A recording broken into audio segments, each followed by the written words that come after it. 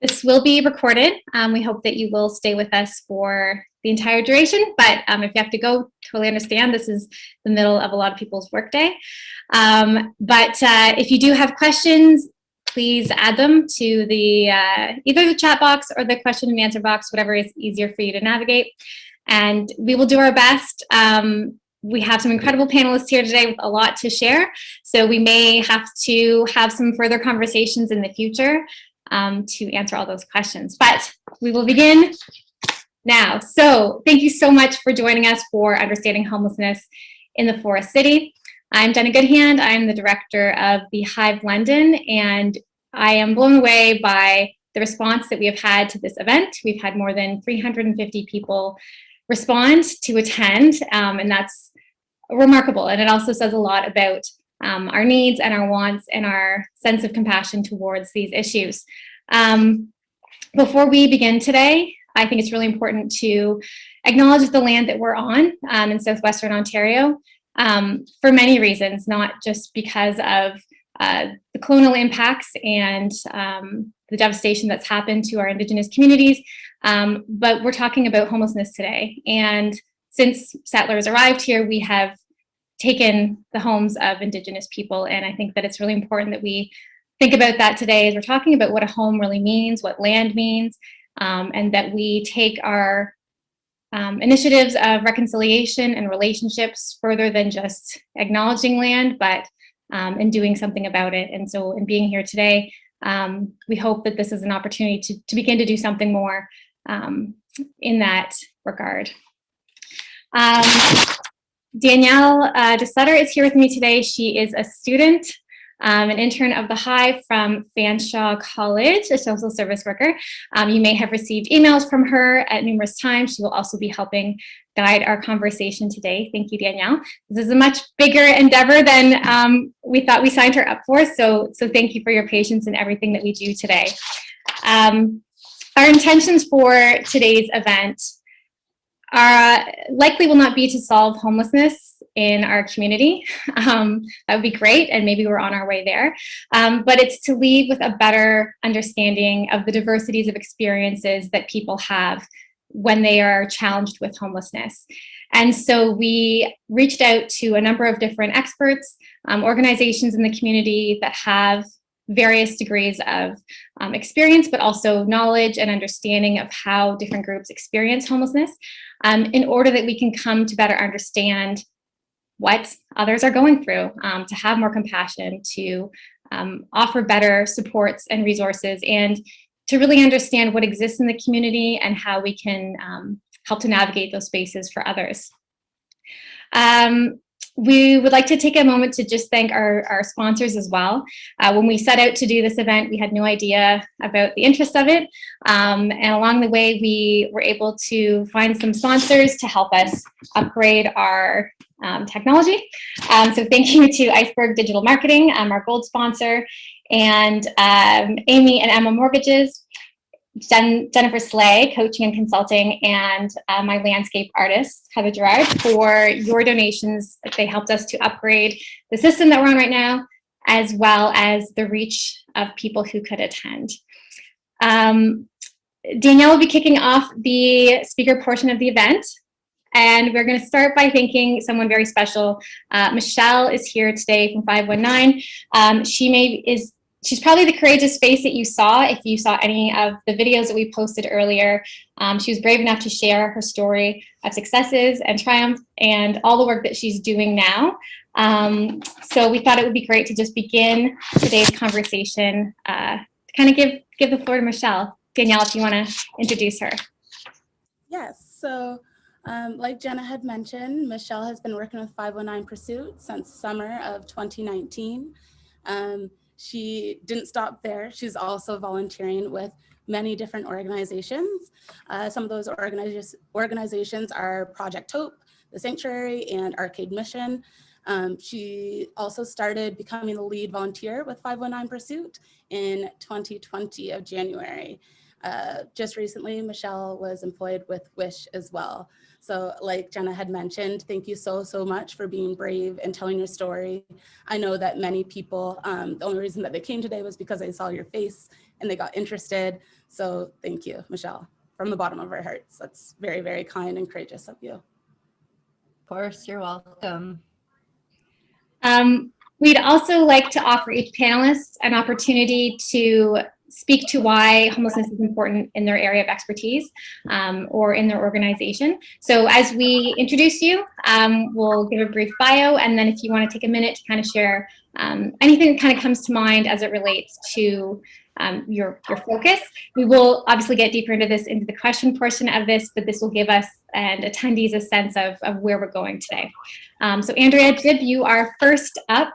So Andrea is Michif Ansnabe Kwe, who currently resides in London, Ontario with her children. As the Director of Community Planning at Atlosa Family Healing Services, Andrea oversees the operations of Atlosa's Homelessness Division, including the Atlosa Resting Space, Street Outreach, supportive housing, and housing stability programs. These programs are rooted in the Giwitashakad Indigenous Homelessness Strategy, based on a vision for bringing people home through Indigenous-led programs and services informed by Indigenous knowledge. Andrea, welcome, and we would love to hear a little bit about why it's important to you to look at homelessness through the lens of Indigenous people. Miigwech, Jenna, for the opportunity to speak today and bring us all together on this really important issue for our community. So I'll start by introducing myself in the Ojibwe language.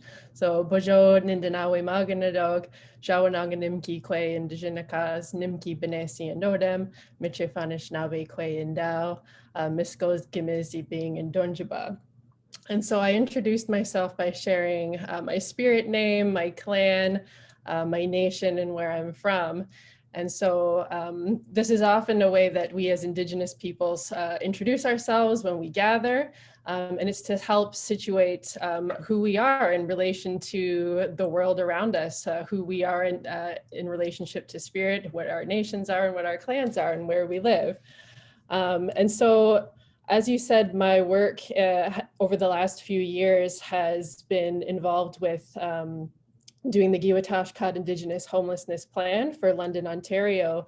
And the reason why we started to do this work is because there is a significant overrepresentation of Indigenous peoples experiencing homelessness in our community. And so the last point in time count for the City of London showed that at least 29% of folks who were experiencing homelessness identified as Indigenous, whereas Indigenous people, according to the most recent census data, make up about 2% of.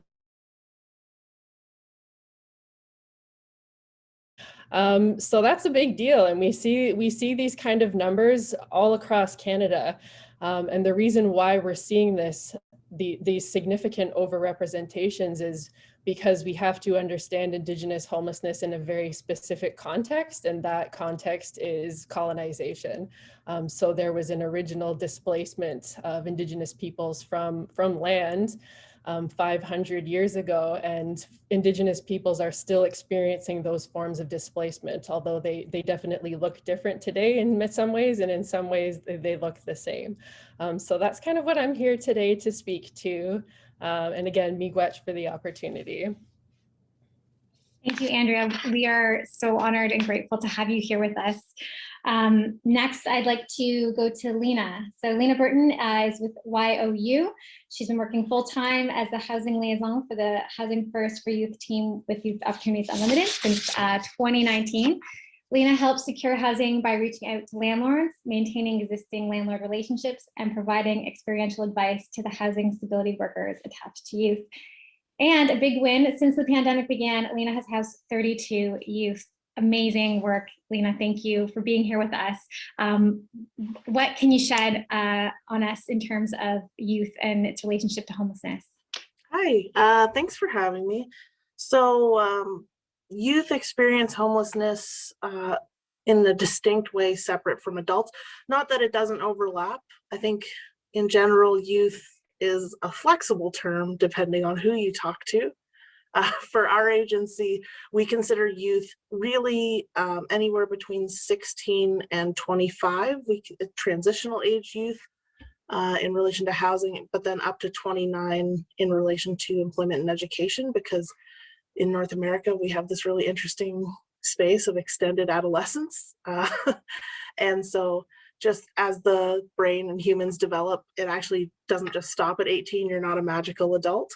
And so youth experience homelessness in a unique way that's often considered to be hidden. They're part of like the hidden homeless population, where generally they're not presenting at emergency shelters as much. Often it's couch surfing. It might not even be that young folks identify themselves as experiencing homelessness because they're staying with a friend or popping around or sharing places with other folks, but it puts them at a unique risk a lot of times because it's difficult for young people to find housing of their own. They've never been in charge of a household before. And a lot of times for young people, the entrance into homelessness is as a result of abuse or trauma in the home or an exit from the care system. And so in a way that's different from some adults that experience homelessness, the young folks have really never had the opportunity to be the head of a household. They've never ran their own household. And so it's a very completely different experience based on their own developmental stages and opportunities to express themselves as an adult and live as an adult. So YOU, over its time in the city, has really expanded and initially started mostly as employment and education, which we still offer, of course. And then as the growing need was identified that actually there's a lot of youth experiencing homelessness, sleeping outdoors, sleeping with friends, ending up in even more precarious situations related to human trafficking, that there was this huge need in our community for housing services for youth. And as we worked with more housing services for youth, we realized, holy moly, there's a lot of need for this, which was resulted in the opening of our Housing First youth shelter this last summer. And so we just work from a perspective that youth do experience sort of like homelessness differently and require different services that are a bit more specialized and tailored to development, skill building, and working from a trauma-informed space. I think I covered it. That was great. Thank you so much, Lena. I'm looking forward to learning more as we get into today about some of those things that you touched on. Next, we have Anthea Williams. Anthea, your bio was the best part of my day so far. We might have had to limit it a little bit, but I hope that this brings a fun flicker to our day today. Anthea identifies as a gender pirate, challenging the gender binary while breathing and living in a sea of white that is London, Ontario. The visuals for this are phenomenal. Thank you. Anthea was raised by lesbians, biracial, and straddling margins. Loves learning and exploring, as well as pushing boundaries, agitating comfort levels consensually and reciprocally. QTPOC activist seeking earnest change in the world. Anthea has been working in the social service field for over 10 years, navigating and shaking up the system to support vulnerable populations. They've swam from the domestic violence sector to Indigenous-led movements for change, to reducing harm for individuals impacted by substance use and generational poverty. And I'd probably add, you're likely a poet based on this bio. Welcome, thank you so much for being here. You are welcome to represent whatever you want. Your angle. Yeah, my lived experience straddles a lot of different margins. I started in the VAW sector, so I started against violence against women sector, which obviously too, I did a lot of work shining the light on women's homelessness and how it looked differently than what was a lot of the services were out there for. And now I think I've moved in. This is for queer and trans people of color and how that works. So working at Unity Project, one of the first shelters to outwardly be open and accept trans inclusive people for you to self-identify, whatever gender or so. And then moving into at LOSA, doing a lot of work with Indigenous folks and populations dealing with homelessness and other kinds of social issues. So it's been a beautiful thing to take my lived experience and my activism work and my community work and apply that to systems navigation around homelessness, support services, mental health, and things like that. Awesome. To make my introduction less Awesome, thank you. We have Jeff Preston next, and I don't know, Jeff, if you can hear us. I don't know why I can't see you, but we will figure this out.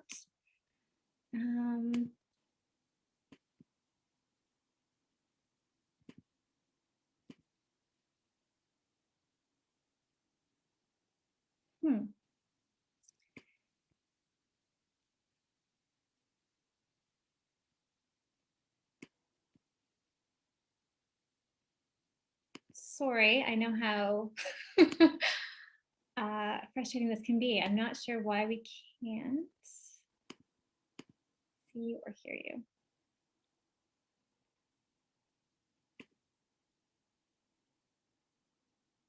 Okay, Jeff, if you want to type in the chat, maybe what you're experiencing on your side, we can move on to Allison, and then we can sort that out. So Allison is here from 509 Pursuits. If you have been following anything on the issues of homelessness in the city, you've probably seen a big truck of socks show up on your newsfeed at some point. Allison is the co-founder of 509 Pursuits alongside her best friend, Amber. In 2017, a simple crock pot of chicken noodle soup turned their basement into a clothing recycling program for friends in the city. 519 Pursuit is a grassroots nonprofit organization that focuses on friendship-based approach when connecting with and walking alongside those facing homelessness and extreme poverty. In 2019, 519 Pursuit was a recipient of the Pillar Nonprofit Community Choice Award. Congratulations. And since then has expanded to a storage facility where 2 storage lockers are accessed by volunteers. With the onboard of 50 plus individuals, helping hands on, a partnership with the London Food Bank and the chefs at the RBC Place, 3 active outreach routes are being traveled with hot lunches and care packages 6 days a week. Allison has been taking a backseat working on the program over last year on maternity leave. Congratulations also for that. And is excited to return this spring hands-on. Welcome and thank you for being here. Thank you. And thank you for having Michelle and I here to represent 509 Pursuit. I just wanted to touch base on who we are and what we do. So we focus on a friendship-based approach, and we currently have, what Jenna said, 3 outreach teams that are going in the streets every day for 2 to 3 hours and connecting with folks who are sleeping rough or not accessing shelter. With our partnership with the London Food Bank and the RBC Place, we are delivering 500 meals a day, whether that be to the wish sites, to the hotels where folks are staying, or directly on the street. We focus solely on a friendship-based approach. With that, we meet folks where they are in the community, and we hope to reconnect them with services or shelters that are open for them and try to get them back inside and back on kind of a positive track for themselves with a friend beside them.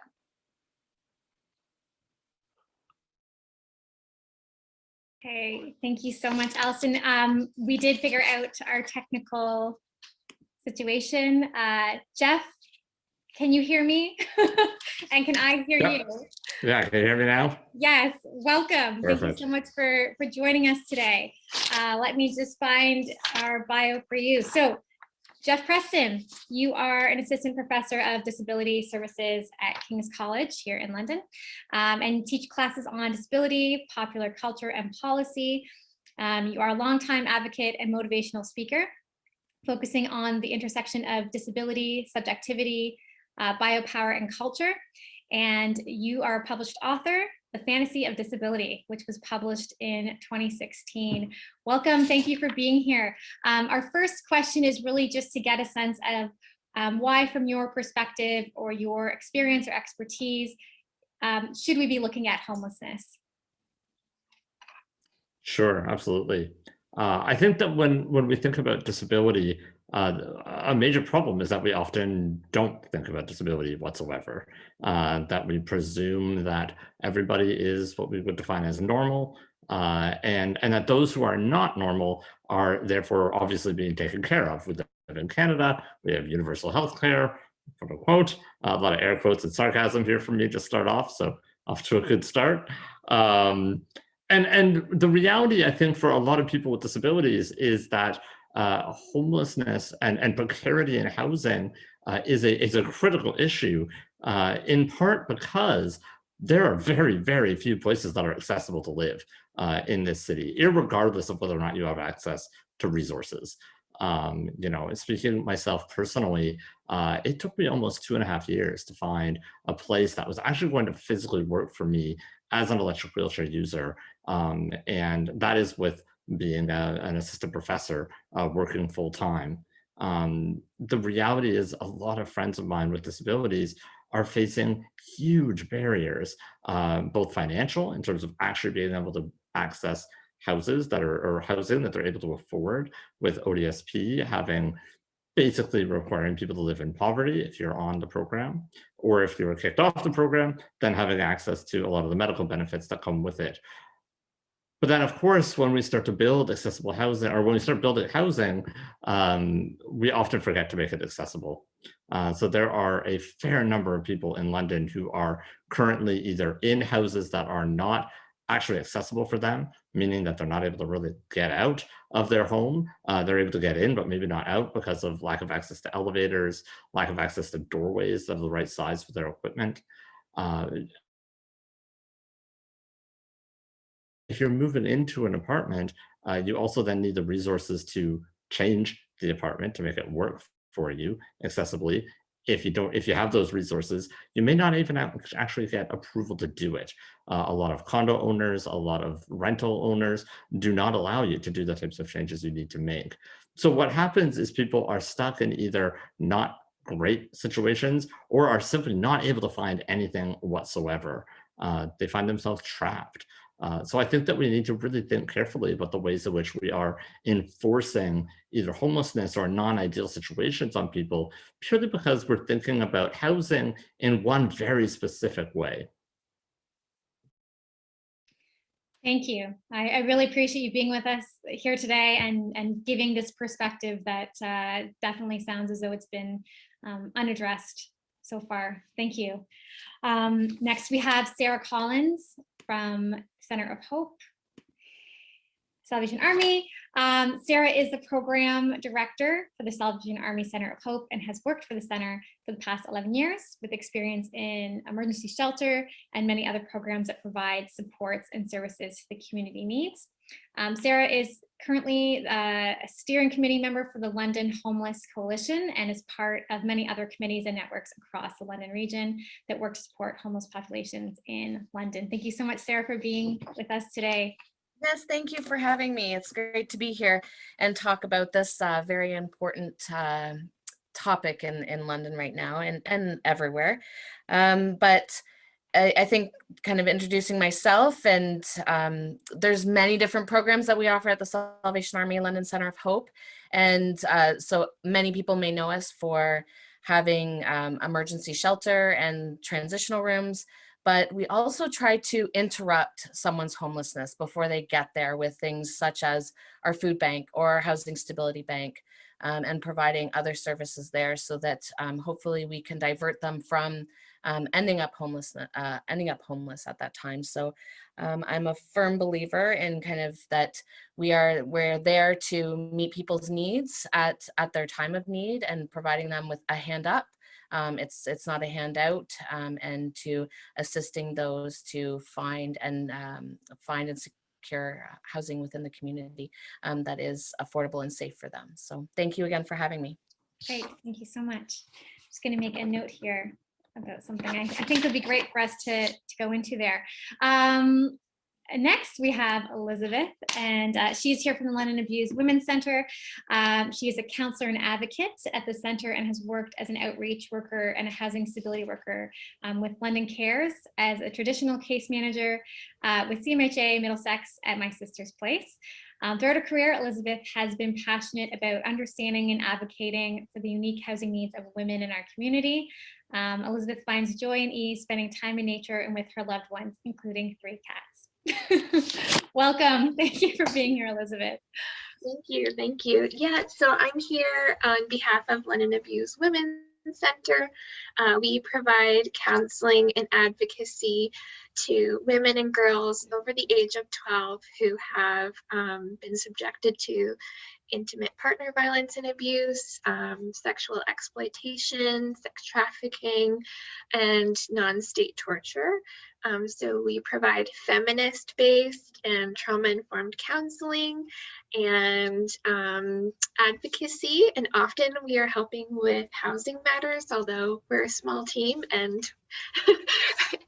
there's a lot. I can't think of hardly any woman who I'm not connecting with who doesn't have housing instability or precarity or facing potential homelessness.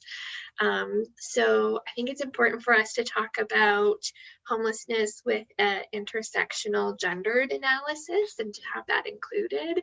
And, you know, so for a lot of women who are facing violence, the largest barrier to being able to leave that situation is not having quick or easy access to housing, safe and affordable housing.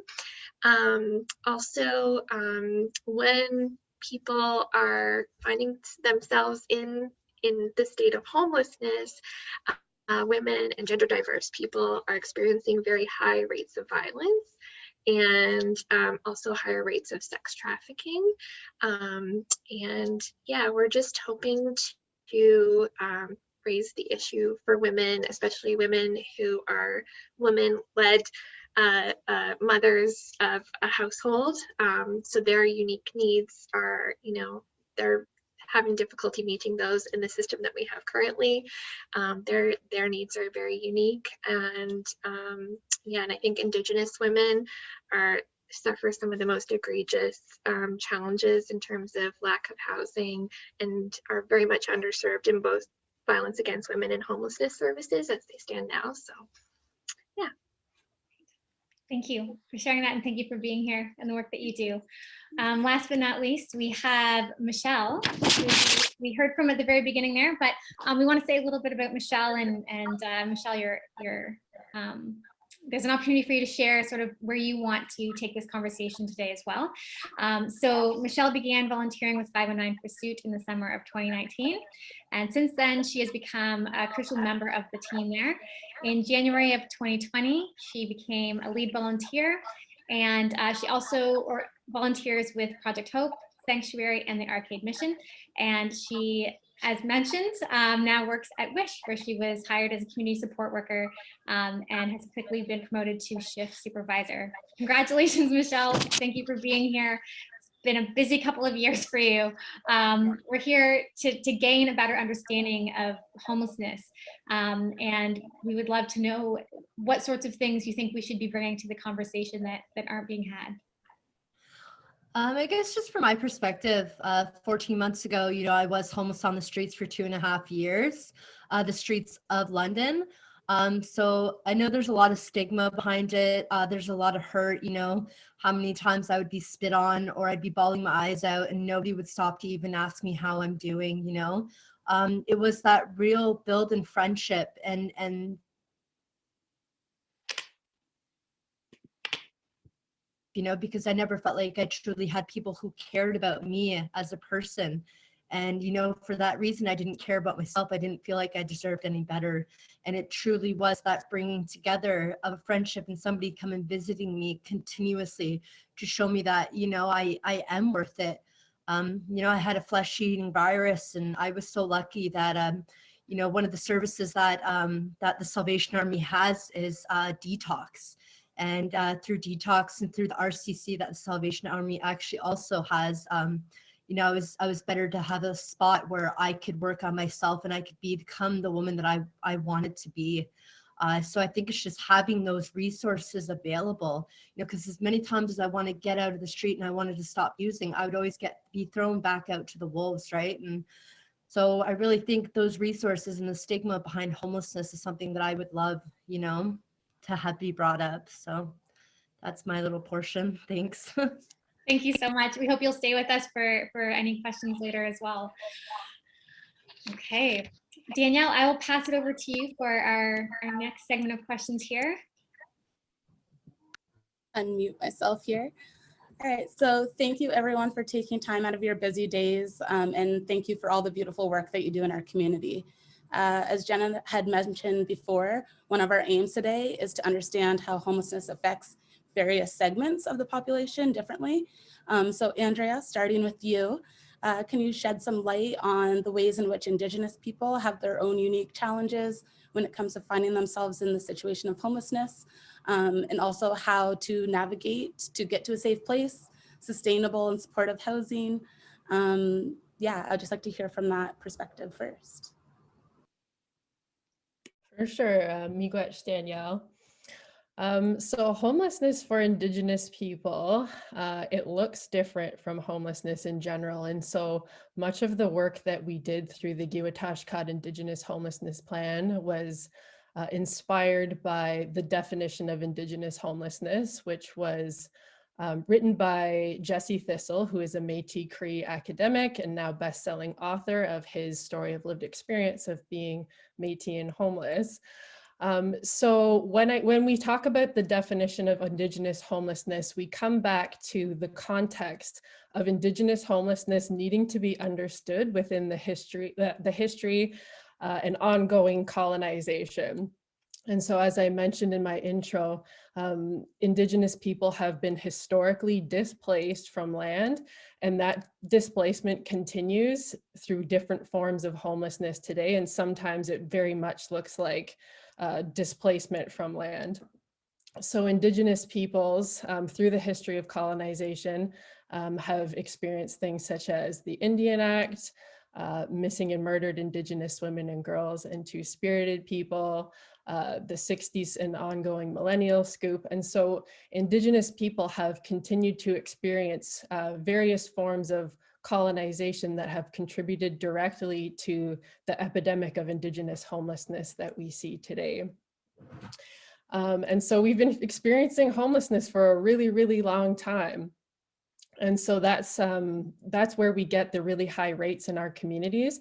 And that's why we need unique solutions to Indigenous homelessness, because home for Indigenous peoples must be understood in that greater context of relationships. And so if you heard my introduction, when I introduced myself in the Ojibwe language, when we do our introductions, we're introducing ourselves in relationship to spirit, to our communities, to our extended families, and to our nations. And through the processes of colonization, have targeted those very relationships and tried to disintegrate them. And so while Indigenous people, we have maintained those relationships, and Indigenous people experiencing homelessness have incredible levels of strength and resiliency and cultural connection. Solutions towards Indigenous homelessness need to take this into account. And so this is where Indigenous-led and culture-based approaches are absolutely essential to alleviating Indigenous homelessness in London. Wow, thank you. That's very informative. Jeff, I pose the same question towards you. Could you, I know you already touched on this a little bit, but can you shed some light on the unique challenges that individuals with disabilities experience? Yeah, absolutely. I think if we take a high level view of housing and disability, we really see barriers in kind of three main buckets. We see barriers in policy, we see barriers in financial access, and we see barriers in attitudes, really. So, you know, what will surprise perhaps many that are listening today is the Accessibility for Ontarians with Disabilities Act, an act which says that Ontario will be fully accessible by 2025. Spoiler alert, we're not going to make it. But despite that, the AODA doesn't actually have anything to do with what would be termed private residences. What that means is that every day that we build new houses, new apartments, new condos right here in London, there is no regulation that states that those units must be accessible, or what accessible would even necessarily look like. You know, we have these two sort of perceptions in our world, that there are human needs, human rights, which we have things like the building code, which says that, you know, ceilings have to be a certain height and doorways and stairs have to be a certain way to be safe and to be accessible. Those are things seen as obvious rights or needs. But when it comes to disability, we often have special needs. We have these things like ramp access, feature. We think that disabled people have these sort of different, excessive, and therefore acceptable to be discriminated against needs. That's a huge, huge problem. But we also have other policies here in London. For instance, we have a policy that group homes cannot be in close proximity to one another to try and prevent clustering of disabled people and people that are coming out of the criminal justice system. What that means is that neighborhoods regularly will use this policy to resist the building of group homes that are accessible within their area, to say, no, we have too many of these accessible disabled houses in our area. And look no further to the resistance to sidewalks, active measures to try and prevent disabled people from entering into communities and safely navigating within housing in our community. I think the financial barriers, I would imagine, are probably fairly obvious when it comes to things like ODSP, only offering a little over $1,000 for a single person here in London. That's really not enough when it comes to rent. We have major, really low employment rates for people with disabilities, tied in part to stigma, but also into the inaccessibility of workplaces. People assuming that disabled people are not able to function within a workplace that'll be too expensive for them to be there, and therefore they pass over their resumes. It took me over 100 resumes to get my first job. And the only reason I was hired was because the woman doing the hiring had done an internship with me previously. She knew me and pulled my resume out of the pile. And there's just no funding when it comes to making places accessible. The last little thing I think that we really, really need to think about critically when we talk about accessibility is not thinking just about the physical access, but the ways that attitudinal barriers are also preventing people from getting access, especially stigma around mental illness. The ways in which people with mental illness are thought to be dangerous, are thought to be precarious, unreliable, bad tenants, and are then routinely passed over for opportunities. None of that is, of course, true. These are all myths of disability and myths of mental illness that I think we need to be very intentional about the ways that we tackle them. Thank you very much. I know I personally just learned a lot there. Athena, would you like to speak to the LGBTQ2S plus side of things? Yeah, sure. I think all the panelists who've gone before me have speak to, like, we're talking about the issue of homelessness, but legitimately speaking, it's a symptom of systemic oppression, of colonialization, of foundational ways in which our society has been constructed on the belief that one person's lived experience is the standard, which then erases anyone else's experience. And this is what we're doing in this conversation, is realizing that the diversity of our population as human beings is so brilliant and beautiful, but also not seen. So representation here really matters foundationally in the sense of combating redlining legislation that pocket people of racialized experience into certain areas, which causes the exact same thing that Jeff was talking about, the non-clustering of populations in certain areas, for demystifying your like societal fears of those people who are different, right? The same thing happens with LGBT, like trans and queer folk. There's an idea attached to what we are, and largely stemmed from believing that queer and trans people have mental health issues. Their gender dysphoria, their lived experience of who they are, their gender and sexuality is informed by mental health issues, which has a lot of fear that you have to destigma and you have to inform. And it also puts us at higher rates of not having access to jobs, not having access to education. And even me, who has 3 jobs, who's been working in this field forever, have been destabilized in housing for the last 5 years, being evicted from places and not knowing whether or not I would meet a landlord who wouldn't react to my physicality, my racialized identity, my queerness, my transness. And so it just it highlights the barriers, and it highlights the very operating mechanisms of colonialism and racism and systemic racism on an individual and on populations. And so I think this panel is awesome to have this opportunity to talk about that and how we can combat it individually, and also how we can try and change these laws and these policies to assist those who are most erased. Beautifully said. Thank you. I'm going to hand this off to Jenna now. Thank you. This has been such a wealth of information and insight, and the intersectionality of everything is just very palpable in this conversation. And I hope that that's something that we can even get deeper into, maybe beyond this conversation today. Michelle, there's people here today who may have never experienced homelessness or chronic homelessness or the situations that you've had. And they are probably here because they feel some sense of compassion or, pull to want to do better and be better to people who have been in that situation. What are some things that you would like us to know or hear from you, having been on the other side? You did mention a few, terrible things that you've experienced. What are some things maybe that you did experience that were positive or were helpful from the general public? And what are some things that you would like to kind of, put an end to, or that we here today can help put an end to as it relates to the relationship between those who are experiencing homelessness and the public who has a misunderstanding of what that's about? Personally, I would say just don't be so quick to judge. I would be on the corner of Dundas and Wellington, and I would be freezing cold, or, I hadn't taken a shower in 4 or 5 days, and I just looked the part, and I would get judged all the time right away. I would get these looks, I would get these judgments, and people would say some of the cruelest things that I have ever heard, that you wouldn't say to your daughter or your mother or your parent, but you would say to someone you have no idea who they are and what their story is on the street. So yeah, that was really hard. I just felt so embarrassed for myself, but I was so stuck in that rut that it was impossible for me to get out of. And honestly, the biggest thing that helped me, the biggest thing, was Allison and Amber from 509 Pursuit.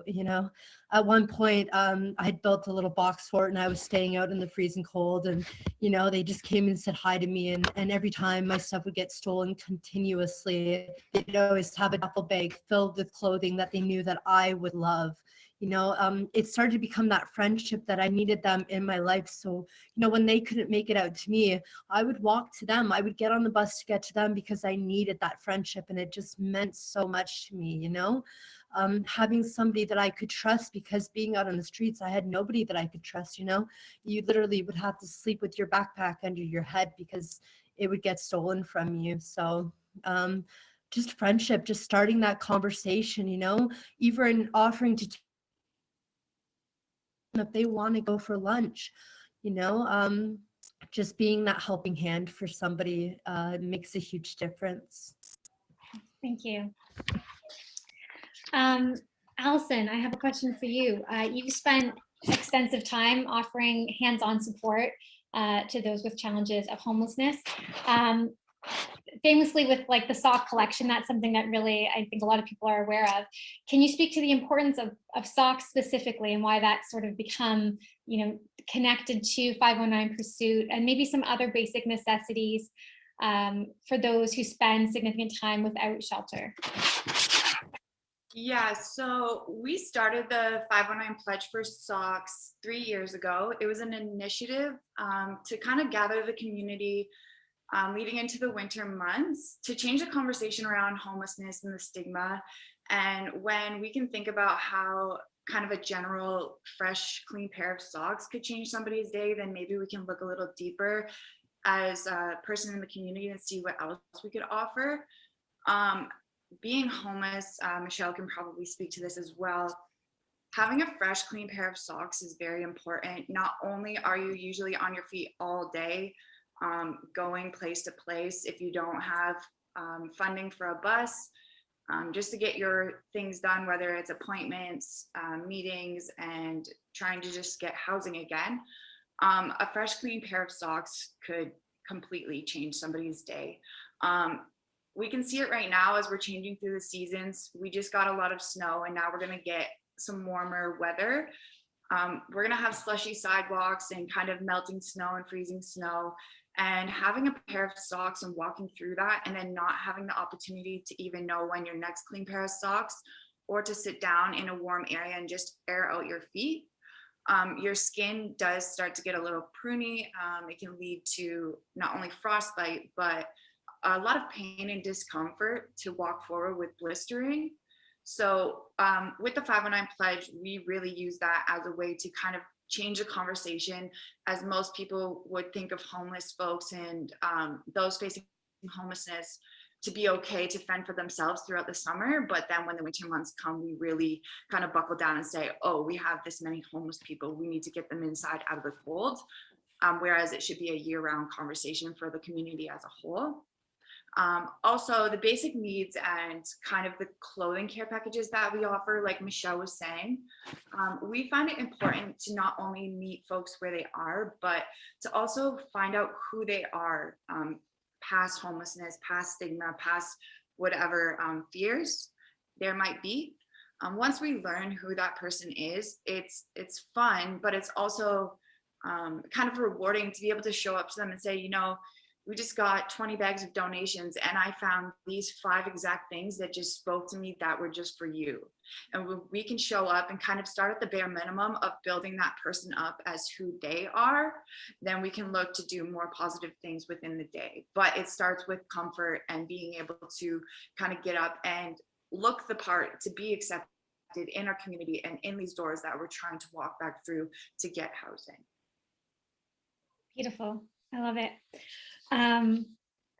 Sarah, in our research, when we were looking, I mean, I would say I came to this topic very new and naive and unknowing myself about homelessness, which is why, you know, we thought we would put this together. But I realized that the challenges of homelessness are much more than just finding housing. It's not just about having enough housing for people who don't have somewhere to go. Can you speak to the factors that we may or may not be aware of that are part of the bigger challenge of people having safe, sustainable, secure, fitting, supportive housing? What else is going on in the issue that's not just about having a home?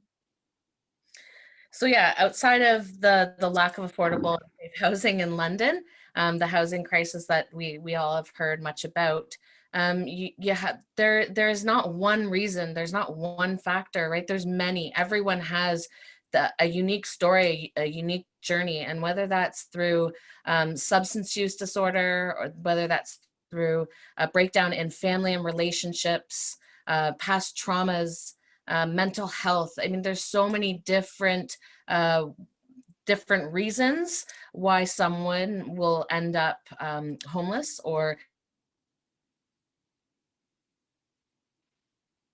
and part of our services are trying to kind of interrupt that someone becoming homeless. And so whether that's providing them with food so that they can pay their rent but also have something to eat every day, whether that's helping them keep the hydro and the gas and the water on by paying their utility arrears, or by paying their rental arrears, like by providing kind of grants and loans through the Housing Stability Bank. There's many different, there's not just one way to look at why someone would end up homeless, and everyone's kind of journey through homelessness, and kind of back what Allison had said, kind of walking back through those doors, everyone's journey looks different.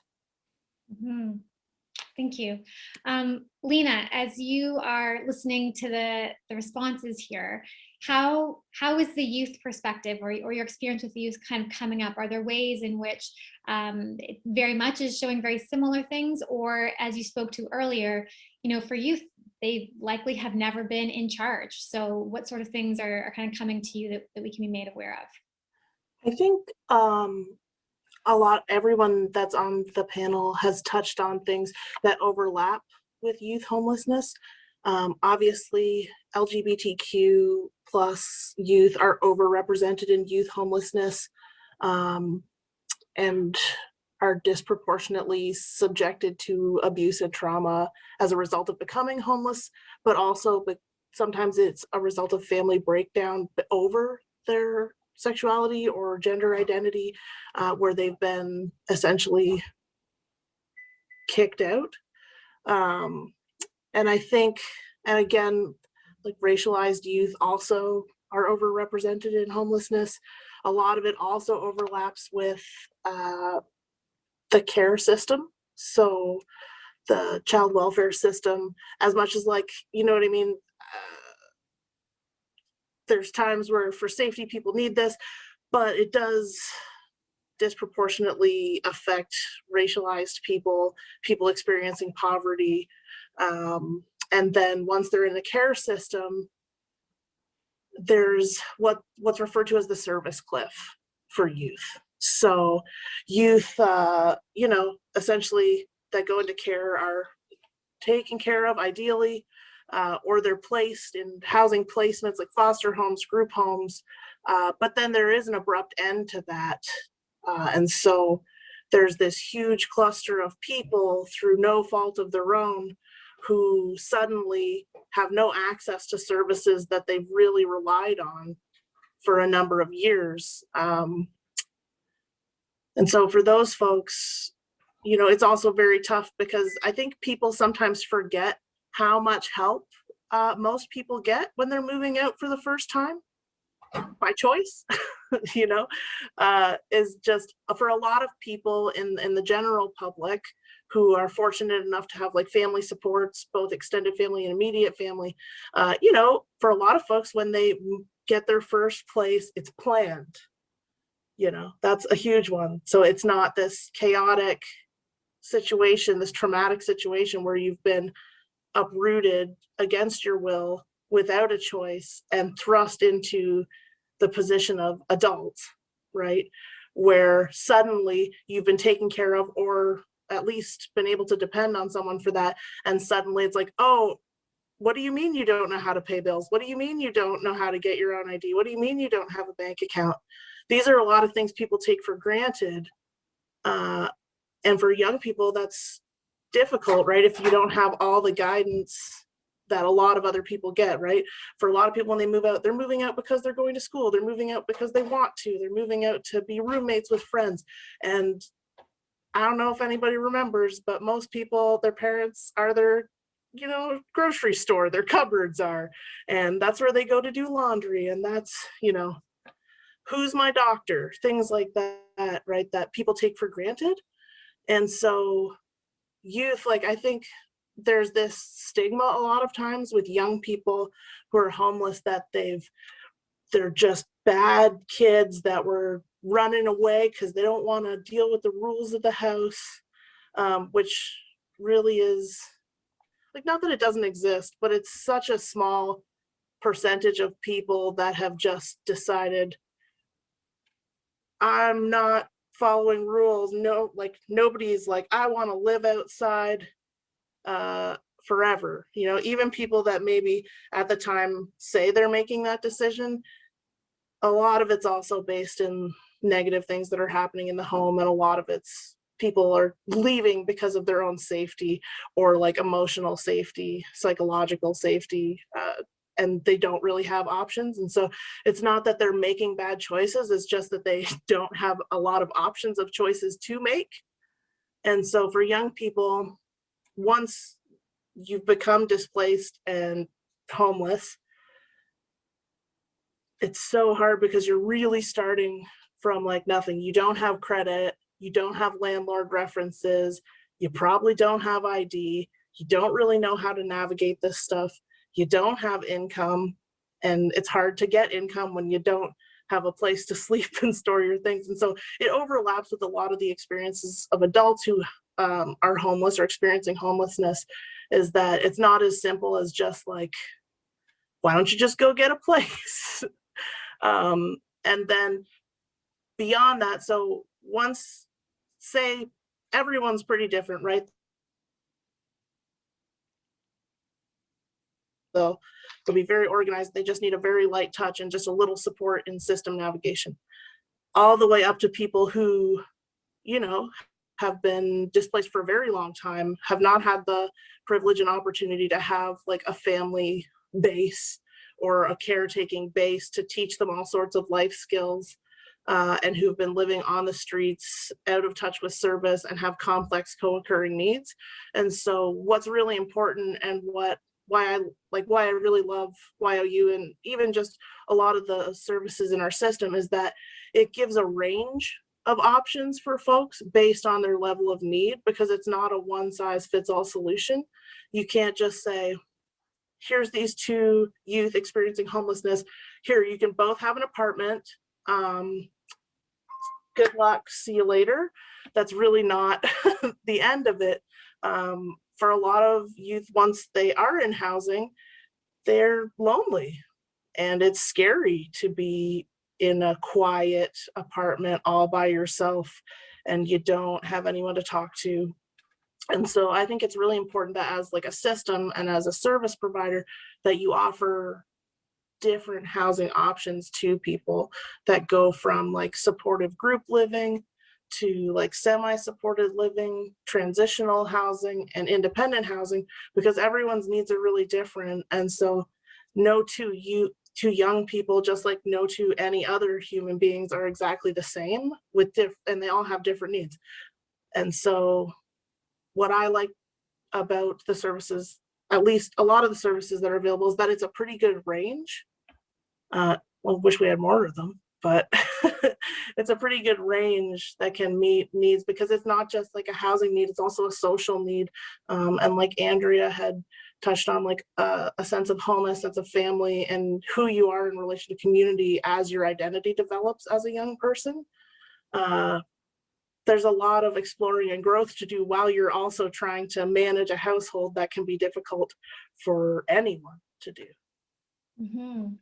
Thank you. That was very insightful. A lot of information there. I'm wondering, if at any point anyone else on the panel wants to even speak to, youth are not youth forever. They become adults who also have potentially these issues as well. So, the curiosity around understanding how many people in their adulthood also were youth that had challenges of homelessness, or some of the issues that you spoke to about not knowing how to navigate a system. Elizabeth, can we dig in and see what sorts of things you'd like to share around, some of the things you've just heard from the other panelists, and as it relates to women who are in abusive situations, whether that's emotional, physical, any sort of abuse that you sort of oversee with your community there?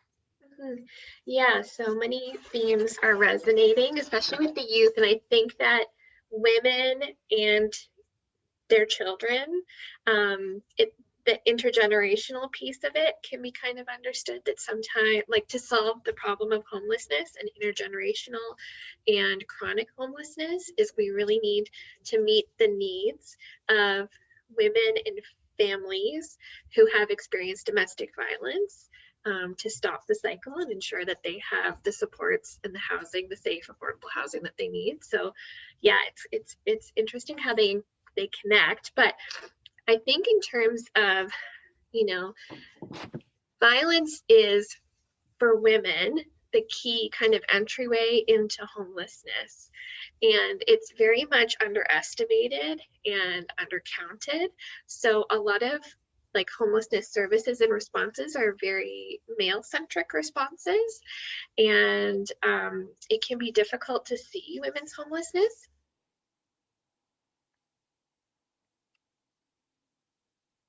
Numbers in our community, often that's happening on the street or in shelters, but a lot of women are, couch surfing, staying with family, in violence against women shelter, which I don't think that's included in counts.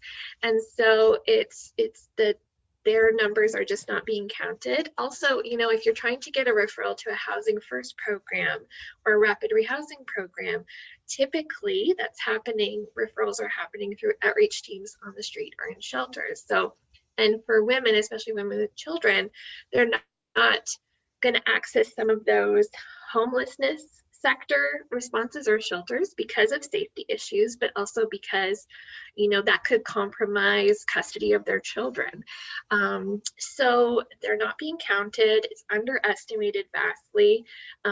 There's like every other, population, there's just a profound lack of affordable housing. There are, special priority that women can get help applying for, but still the wait times are very long and there are barriers. So sometimes things like emotional abuse or even sexual violence are not seen as reason enough to accept somebody's special priority status. So those are troubling barriers that women are experiencing when they're trying to find housing. And so when they're not able to, and then they have to go to very male-centric homelessness services, often those are not equipped, the staff are not equipped. And I know, working in a Housing First agency when I was a housing stability worker, when women who are experiencing intimate partner violence were coming for help, I just was not knowledgeable enough to be able to do a really strong safety plan like I am now, in the role that I'm in. So yeah, so those are difficult barriers. And the link between violence against women and homelessness and housing need is really well established, well researched, generally accepted, but still we don't have the collaboration and the connection between the homeless and housing sectors and the VAW sector. And that's something that we really need to change as well. Yeah, so there's multiple barriers, and I think what we really need is this big systems change and a strong foundation across sectors to meet the needs of women and their children when they're fleeing domestic violence. And we need more quick responses. So when women are leaving, what they need is financial assistance. They need more things like portable housing supplements, because they need to be able to find safe, affordable housing of their choosing. Sometimes where their abuser will not, it's a secret location, and they need to make that switch from their current housing to somewhere safe very quickly, also with trafficking as well. So we need really nimble responses, quick responses. We need more financial assistance. We need more units for women in social housing, less barriers, and yeah, and just more system collaboration. Thank you. Before our next set of questions, a number of you brought up, the importance of collaboration. Maybe today you've heard from someone else on the panel that you're thinking, we should really have a conversation about this and see what we can do. So as we're going through the next set of questions, if you have a question as a panelist for another panelist, or just something that you want to bring out, it's great for us to even hear the dialogue that you would talk about amongst yourselves. Today, in many ways, it's a beginning, a deepening of a community effort to understand before we can do something effective. I know a lot of times, even from a colonial perspective, we have this initial, I'm going to change it, I'm going to save someone, I'm going to do something, but we have no idea how we got to the problem in the first place. And so part of today was to get us to better understand how are we in this place today, and what are the proper ways that we can move forward where we're not leading from our own sense of self or understanding or experience, but really truly meeting people where they are and what they need for themselves by their own decision making. I'd like to hear from everyone about one thing that you would really like audience members to go away with remembering, whether it's a statistic, a fact, some sort of information or learning, and also maybe one thing that we can tangibly do.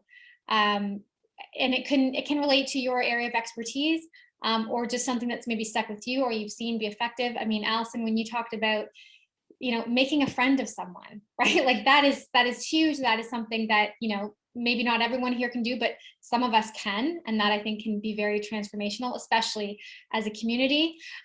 So, if you would all like to share something that we can do, and maybe, we can go into it in a different way. Andrea, I would like to start with you. You talked about the importance of these initiatives being led by Indigenous people, right?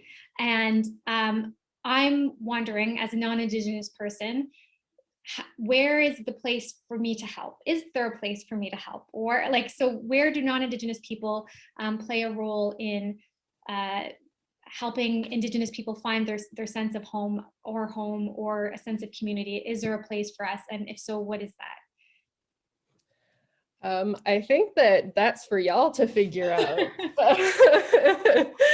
I don't know if I have the answer for that. I think you know, we do a lot of the work on trying to figure out Indigenous-led solutions to our community, and I can tell you that it's a struggle every step of the way, because there's not a lot of mainstream acceptance for Indigenous worldviews and values, because there's a history of colonization that has tried to actively suppress those worldviews. And so I would put that back to perhaps any people who identify as settlers to maybe answer that question.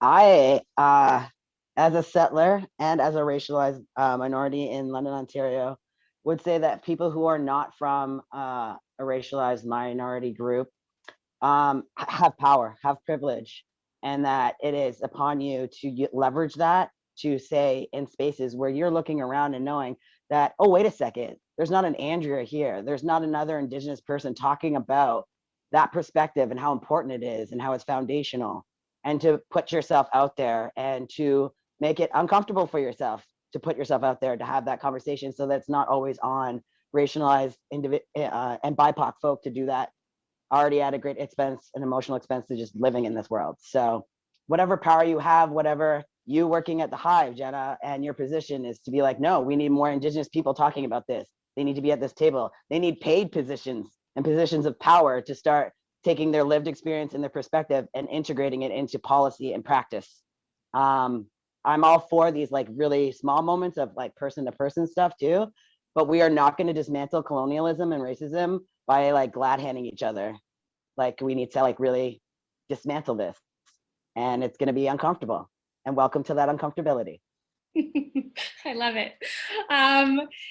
Since you have the floor, did you want to add anything else to make us uncomfortable, to add to our opening up and our, you know, I'm trying to think of some of the fun words that you had in your bio, but agitate, yes, yeah, and agitate us.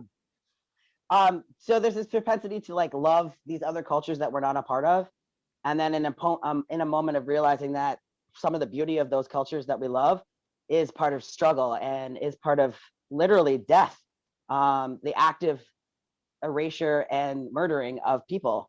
And so I think a beautiful thing to do is to like learn more about those cultures and make yourself uncomfortable with things and challenge yourself on narratives around what do I think trans people are. There's an idea of what that is. There's a narrative, and not everyone is fucking Caitlyn Jenner. Sorry for swearing. And to challenge yourself about what it means for homelessness, what it means for people. What do I think of people in homelessness? Because they're not people, they're not homeless, they're human beings. And they have community, they have connection as well. And it just lives outside of the idea of what you think is normal life, you know? So challenge what you think is normal. Have those difficult questions within yourself, because it's going to give you an opportunity of realizing that this world is freaking beautiful and so diverse, and there's so much more we can learn from each other, and we all have so much more to give. Beautiful, thank you. Sarah, what is something that you would like attendees to take away, to remember, and also something that they could actively do? I'm going to go off of Athena's statement. Remember that those that you interact with, that you come across every day in your travels, they're human beings, right? They are unique, and show them kindness and compassion and understanding, and help them if you can, or just say hello. I mean, a smile goes a long way in that. And kind of Michelle was speaking to kind of the way she was treated when she was homeless and living on the streets and those types of things. Treat people with dignity. Treat them like you would want your mother, your brother, your sister, your father that's walking through those doors for the first time. Treat them like that. Remember that. And what I think that anyone could give back, I mean, first and foremost is, I mean, we have to make some systematic changes, right? There's, Jeff has spoken to kind of, there's policy, like there's problems in policy, there's real systematic changes that need to happen. So working together and having events like this, or listening and joining and adding your voice in is important. And we need more supports in community to keep people successfully housed, right? It's just There needs to be more of these touch points before they end up homeless, or how do we quickly divert them from emergency shelter to help them find their home? A home is not just four walls and a roof, right? I mean, you just can't put people in homes and expect them to be successful. Some people will need supports. So we need to be able to build that, and we need to advocate for more of that in our community. Thank you. So, I mean, systems is a big part of this. We can have, again, like was mentioned, conversations one-on-one, but I do know that there's a couple of organizations that, their staff are here today. And anyone, this is open to anyone on the panel, are there things that can be done within organizations, within workplaces or community groups that specifically can help to further the needs of our homeless populations in all the various ways that we've talked about them today? Anything that kind of comes to mind that you can kind of give to these groups to go away and discuss or work on themselves? With their social media, Instagram is always a great surface level. Here I can delve in and find out local grassroots agencies, because there's such importance that you can see even with 519. Grassroots, the issue is that they're less constrained by the societal legislation and structures of how to behave and how to act and how to do their support work. So it's generally informed by the people who needed those services.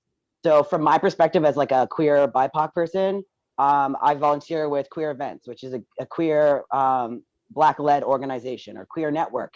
Also within the City of London, they have their community inclusion and diversity councils, which are volunteer, but have informed the new diversity and inclusion panel or task force that they're having that will be in the City of London, which is to inform around accessibility, around Indigenous issues, around Black issues, around LGBT issues. So their panels and committees all volunteer run for people to give their input, and also you can learn while giving your input as well, right? Contributing to any of the agencies that are a part that were on this panel, but also doing your own work. I remember back in the day, London used to have this passport thing where we go to each like community cultural center in London. I miss those days. And you'd eat the food and be around people of that culture. And that's, I think, something we need to do about like the services and the communities. Because even growing up in London and being Black, I didn't see Black people until it was Sunfest. I'm like, where are you? Where are you? So there's a lot of isolation, just like the homeless population feels, just like the transgender population feels. When you're a minority, you feel isolated. So feeling a part of that community, which is only going to better our situations and counteract the symptoms of colonization and racism, which is homelessness, which is lack of access, So that's my suggestion. Also, my name is Anthea. It's important. My name is Anthea, not Athena. She's an amazing goddess, but my name is Anthea. Thank you. So hopefully people are taking notes from your wisdom. Elizabeth, did you want to add something? Yeah, just to add to that, yeah, a lot of services and supports in London are really siloed, and yeah, I think us as staff and workers need to find ways to connect with each other. And I think that even as a feminist-based women's agency, we're conscious of the fact that we need to consider and be more inclusive in terms of gender diversity in what we do. So I think that like the connections between us are super important, and it's just good to talk, have opportunity, because we don't have a lot of opportunities to connect. So it's exciting. Great. Jeff, is there a message that you want to send away with people? Anything that you think we can do as a takeaway, whether it's for individuals or organizations, businesses? Yeah.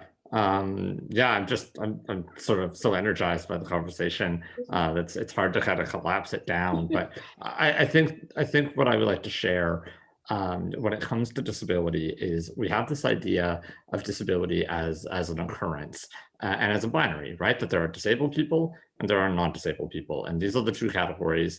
And you transition from being non-disabled, and then you become disabled, and now you're over here in this pile. That is, of course, not a reality. It is a lovely myth that we tell ourselves to try and hold on to our sense of normalcy, to believe that we're okay, that we're normal, and to push away the other of disability. But it's a fool's errand in some ways to try and cling to a sense of normalcy that doesn't really exist. And to realize that the disabled population is the biggest minority in the world. We are number one because disability transcends pretty much every demographic category there is in the world. If you are not already disabled, you will join us. We are coming for you, and there's nothing you can do to stop us.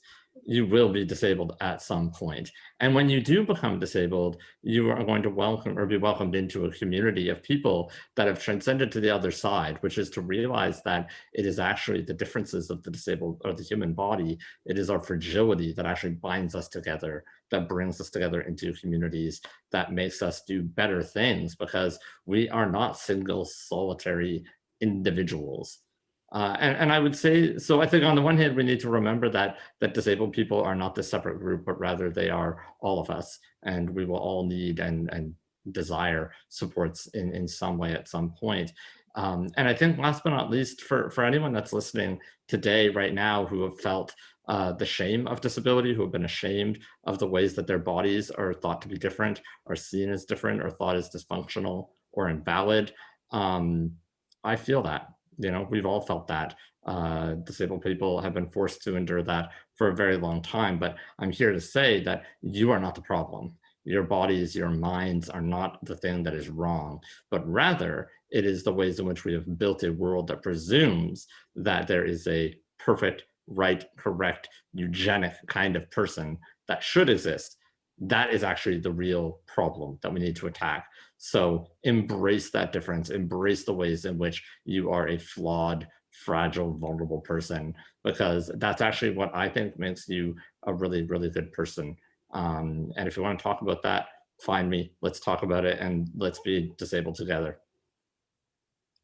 That was really beautiful. I just want to let that kind of sit with everybody for a moment in the discomfort, because that was really important what you just shared. Thank you so much. Allison, what would you like us to go away with, remembering, and maybe something that we can do? I think a lot of us on the panel today have brought up a lot of kind of answers to people's understanding of homelessness and why our friends in the community are where they are.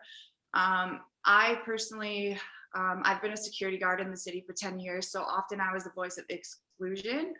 And it really bothered me to a point where I wanted to figure out what could be done or how I could help bridge gaps along with our whole entire organization.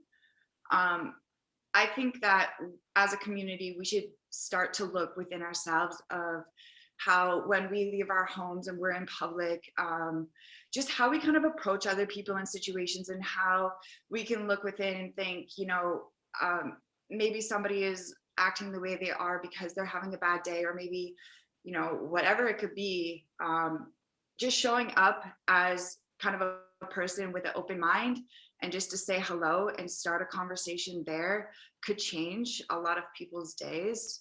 I know for me personally, I come from a small town of Four Corners, so I wasn't exposed to homelessness until I came to school in London for college.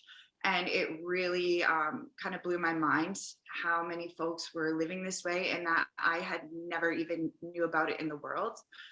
From that, it really drove me to become more educated and understanding.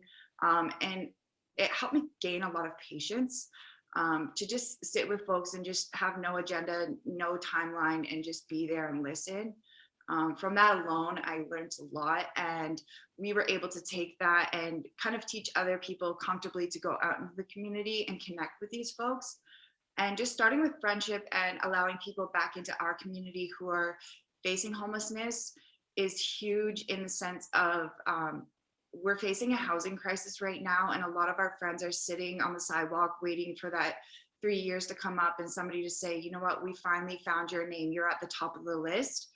But they just spent 3 years of kind of social discrimination, people walking by them, judging them because they're homeless, instead of looking at them and saying, you know what, I recognize that you didn't get to go to your dresser drawer this morning and pull out brand new clothes, and you didn't get to have a shower, and you didn't sleep in a comfortable bed, and you might be going through 100 different things at once right now, but I'm going to sit down with you and just pause the world and pause the time. And if you need food or a coffee or a drink, I'm going to ask you what you'd like, instead of, you know, going into a store and saying, I'm going to buy a meal and I'm going to drop it off to this person sitting outside the door, and I'm going to go on with my day because I'm helping them out.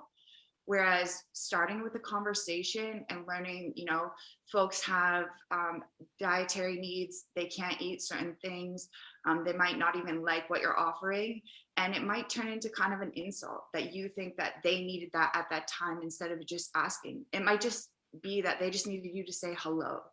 So one thing that I like to say, and we shared at the Pillar Nonprofit Awards, is that when you go into the community and you want to offer change, you reach into your pocket and offer friendship, because that's kind of the quickest way, rather than looking within and saying, you know, I don't have money to support this person right now, or I don't have $1 to give you, so I'm going to keep walking.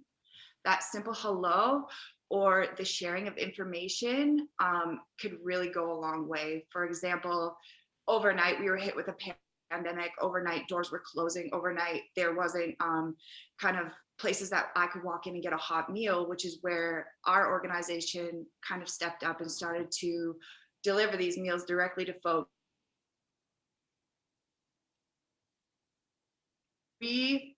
Most of us have a phone or a computer or access to internet, and we're getting information quick.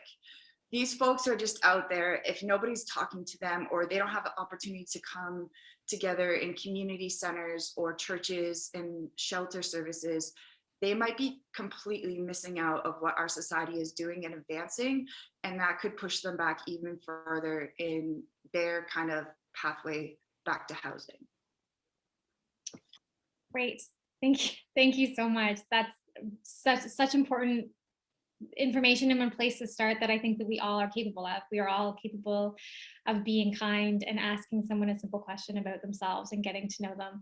And I think that that allows some people who wonder, like, maybe I don't have money, maybe I don't have access to additional resources, or I can't invite someone to my house to give them a shower, but I can ask them how they're doing and check in with them as a human. Thank you. Lena, anything that you want to offer for people to take away, things that we can do? You gave such a great kind of overview of the challenges that youth have, things from how do I navigate this world I've never been in before? How do I access cards and information? Are there other things that you want us to go away with remembering, and things that we can do if we do see someone, you know, in that younger age range and they're in need of help? What's something that we can do? Sure, thanks.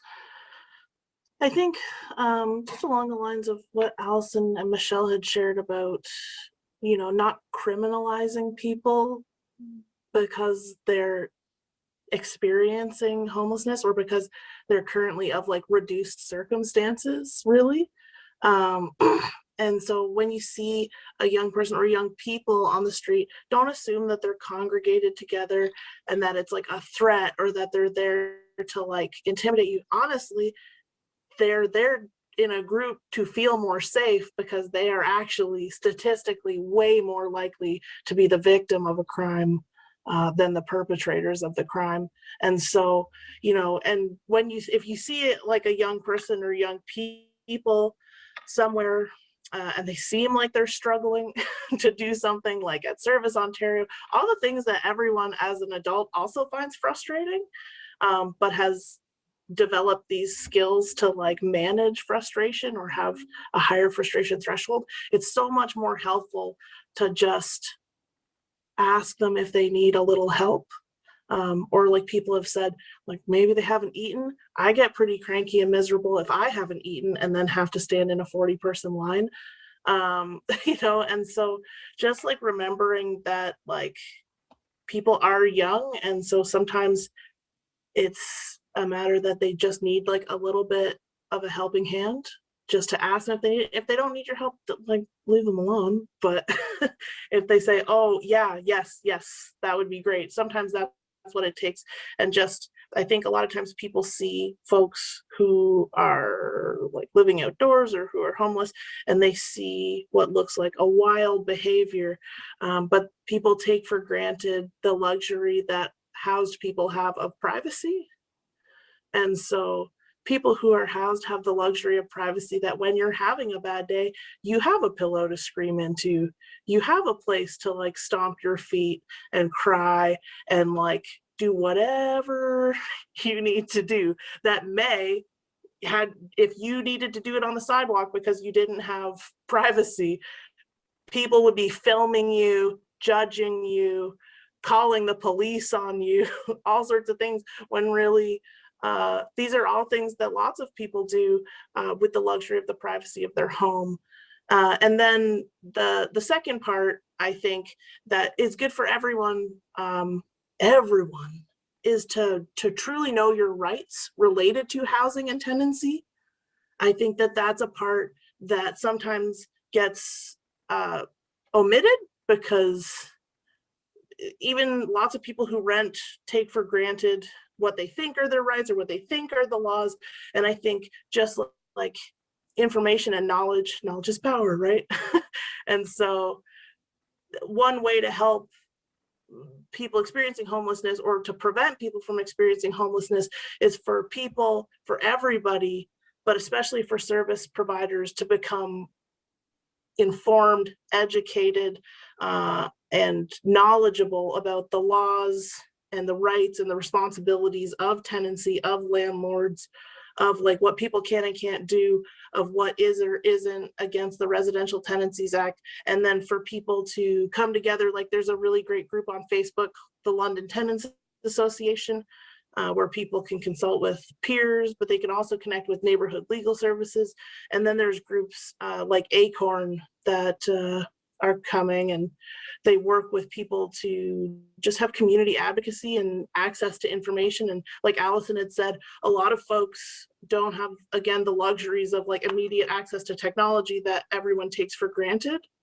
And so they, like, you know, people with the power dynamics between landlords and tenants, the landlord, you know, you get the 1970s nail in your door with a handwritten eviction notice, and people say, oh my gosh, I'm evicted, I have to leave, when really, if people could share with them more information about like the legalities around actually being evicted and the landlord's responsibilities and housing standards, then it really empowers people to know what they can and can't do, and what their landlord can and can't do, and what their rights are. Because really the Residential Tenancies Act is supposed to be designed to support tenants and protect tenants. And unfortunately, because of like the gap in information, the gap in knowledge, a lot of people are sort of bamboozled out of their housing, especially in like a super hot real estate market that we have right now. And so I would say that, yeah, like the best thing any service provider can do is become knowledgeable about the rights that people have related to housing, because the best way to like help to start is to prevent people from losing their housing, but it also helps people to maintain housing like once it's been achieved. Mm-hmm. Great, thank you. Acorn was one of those resources you mentioned, and what was the first one? There's a London Tenants Association group on Facebook, but also I always promote Neighborhood Legal Services, really nice folks, very, very helpful, very patient, really great folks. They're pretty passionate about defending and supporting tenants, especially if there's any type of like wrongdoing on the part, or you know, like a bad faith type of eviction. And so I found that they're really great. They also offer free training to anybody, educational webinars and stuff like that. So they're really, really great. Highly recommended. One of the really fun things that you learn in a lot of like housing first type of training is that they point out that in social services, you never learn about real estate, you never learn about housing, you never learn about all these skills. And so it's sort of funny to assume that people who are struggling and having to focus on eating, sleeping, shelter are also going to have just like the mental bandwidth to navigate all of that and learn all that at the same time that they're really working to actually just like physically survive. And so our job as service providers is to like be that link and be that support, right? And help them meet some of those needs, but also to just like take some of the load on that, and to like support them in making sure that like their rights aren't being perpetually violated in life. Yeah, great, thank you. Michelle, before we get to you, if anyone has a question from the audience, if you want to put it in the chat or in the question and answer box, please specify who the question is for, and if you want it for all panelists, you can mention that as well, or maybe there's a couple that kind of can speak to the same point. Michelle, is there something that you want everyone to go away with remembering, and something that you think that we could all do to have more compassion, to have more involvement in making the lives of those who are going through these challenges easier, and whether that's for individuals, organizations, companies, anything that kind of comes to mind? I think everybody's made a lot of really good points, and I would just say to go along with what Sarah and Allison and Alina said, just to start that conversation, right? Please just start that conversation. So, Great. Thanks. Thank you. Danielle, did you want to navigate our questions in the box there? I can help you if you need any help. So I can see the chat, but I can't see into the Q&A box. And it seems like our awesome panelists are kind of answering some of the questions as they're in the discussion. Okay. I have a question here. So the question is, in your opinion, do you believe the fast-moving trend of gentrifying low-income neighborhoods or communities and cities that have a large population of people experiencing homelessness play a role in hiding or camouflaging these parts? And do you believe this helps push the agenda of citizens or politicians that vote against budget raises, low-income housing, and other important building blocks? Because, let me just, hold on a second. I'm just going to pause. Let's see. Sorry, I was just getting some. Michelle's mic is on. Okay, I just muted it. I'm just going to try and break this question down a little bit.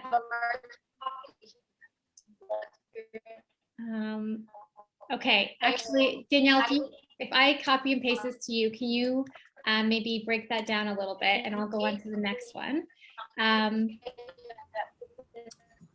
Okay. So it looks like this is to all panelists.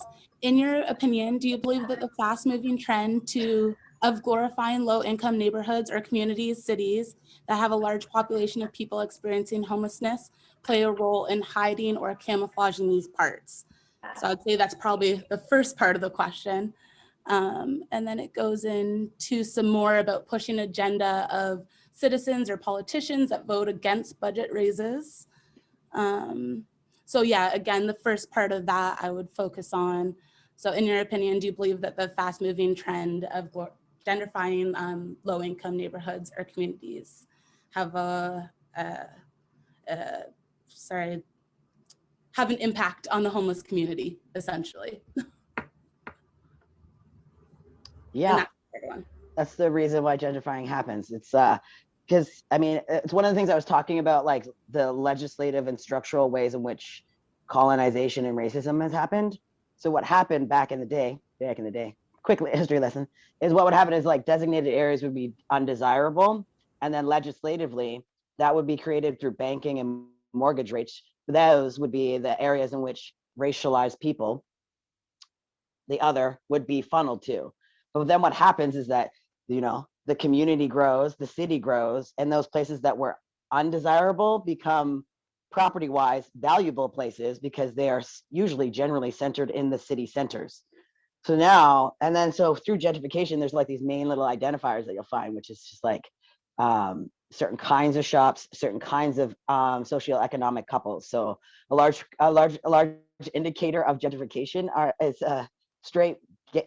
gay white men, just because social economically capital wise, they signify a more wealthy but othered wealthy coming into a neighborhood to gentrify. Of course, it negatively impacts the homeless population because generally in those areas, in those neighborhoods, there was a lot of social services that were clumped in areas and because there was undesirables there, property values were lower. So just like the old East Village, I remember when I first got an apartment here, it was like $500 for a 1-bedroom apartment. I have just been recently displaced 3 times in my last apartments because my landlords are raising the rent.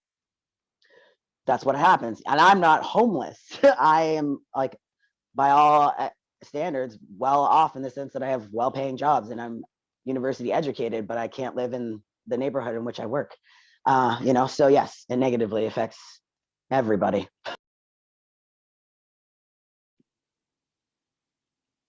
Anyone else want to speak to that? That property and land is increasingly, and housing is increasingly becoming commodified, and municipalities own less properties and land within our cities, which is a problem. And then things like Airbnb and large property management companies come in, and so we have rising rental rates.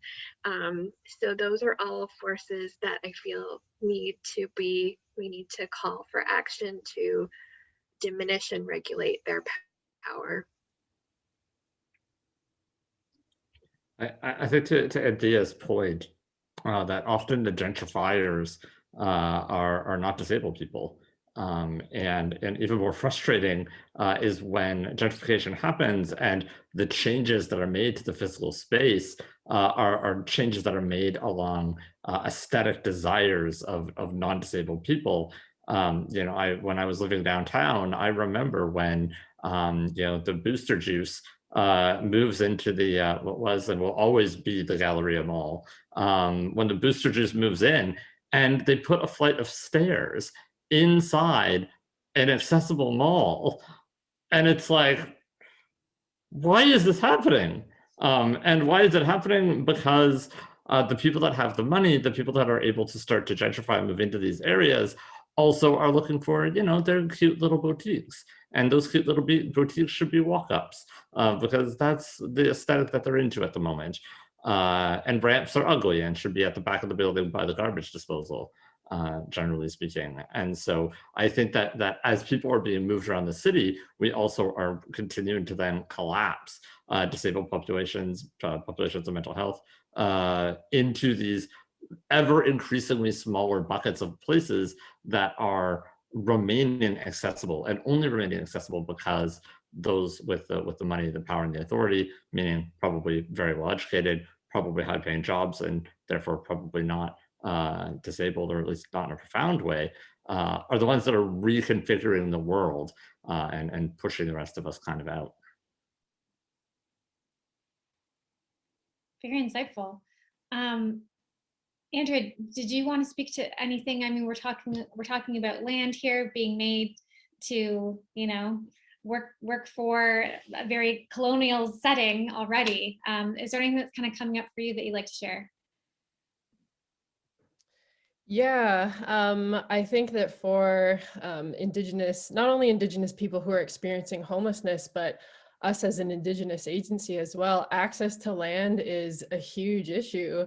It's extra, with operating our resting space out of a hotel, we can't smudge. We don't have any discretion over how to use our space in that way, and so it can be really difficult for Indigenous peoples to utilize traditional healing methods, or how do we do ceremony here in the city. It's very difficult, especially for folks experiencing homelessness or without vehicles or transportation. When there's ceremonies on one of the local First Nations, it's a huge issue.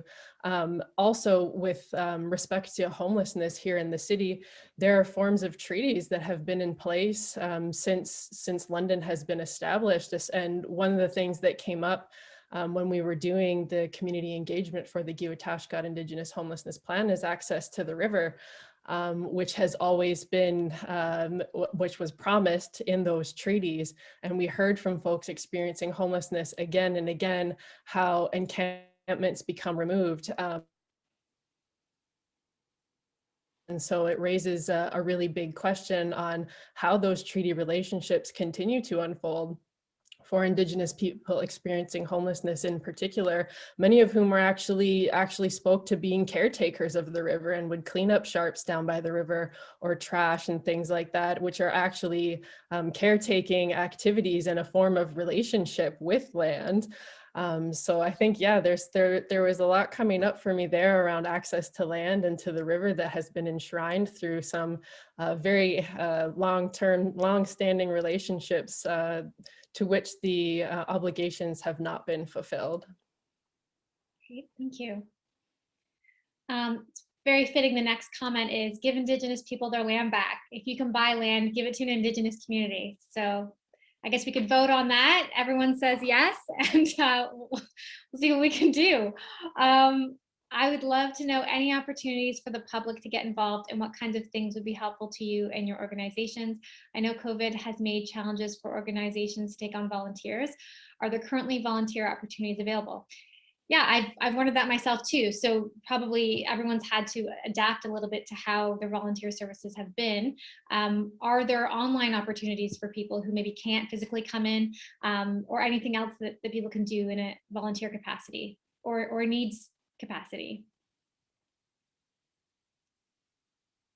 I think, again, all the agencies that I talked about or any of the grassroots stuff, unfortunately, we live in a capitalist world. So any of that back end can do fundraisers because people need money for shit. We need money for food programs. We need money for support services, for legal supports, for therapy, for anything, you know? So yeah, that money is important. Leveraging your power in the community. Do you know realtors? Do they want to donate space? Alahemwing needs space. Unity needs space. All these agencies and people need spaces, right? So yeah, put your money where your mouth is. Thank you. I'd like to second that. We do a lot of fundraising for our organization and grant writing and stuff, but we recently had a hotel accommodation stay program, which was really amazing and really badly needed, but that had to come to an end because our funding ran out. So we are, yeah, money is always extremely helpful. Mm-hmm. Anyone else want to speak to the volunteer opportunities? I can touch base on 519 Pursuit. We've been slowing down onboarding folks, but we are looking forward to onboard more for our outreach and our Better Days events leading into the summer, hoping that we are able to open up more. You can head to our website, www.519pursuit.ca, and fill out a form there, and we'll get back to you on email when we're ready to onboard. Thank you. And I mean, volunteering, Anthea, you gave a good point, right? Like counseling. So maybe there's people who can even offer their own services, right? Maybe they don't have the funding or they want to give the gift that they have themselves. So if anyone wants to speak to those sorts of things that people need that maybe as an agency you need, but you can't afford, could you bring on counselors who are willing to offer some time or any other services that might be in need, whether that's healing services or massage or therapy or, I mean, so many different things. Anything that's kind of coming to mind there that people could offer their time for.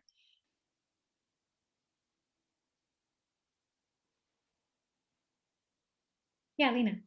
So if people are like, I think sometimes it's hard to necessarily ask for agencies to necessarily ask folks to volunteer because sometimes the nature of volunteering is kind of like a one-time thing or this. And so, you know, sometimes you don't necessarily want to expect participants or clients to open up and tell their whole story to people who like aren't really a permanent thing. Because I think for a lot of people, I know especially for youth, there's a lot of trauma related to like attachment and then sudden like ripping these relationships away and just the temporary nature sometimes of relationships. So I would say like if someone's looking to volunteer, everyone loves a long-standing volunteer that can be consistent and committed in their time. And if you want to do more of kind of like, I really want to do something, I can't commit a ton of time, it's great to reach out when there's events being held.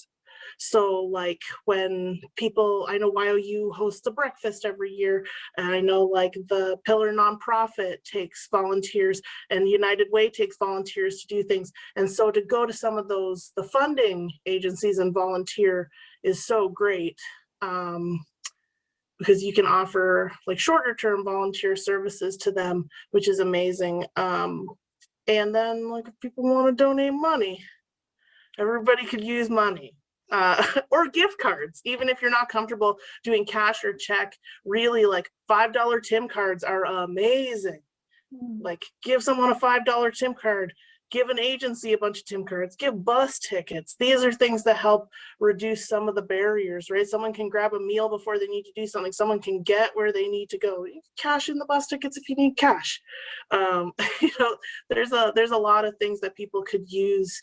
And then when you're donating things, it's always nice if they're new or nearly new, stuff that you'd like to get.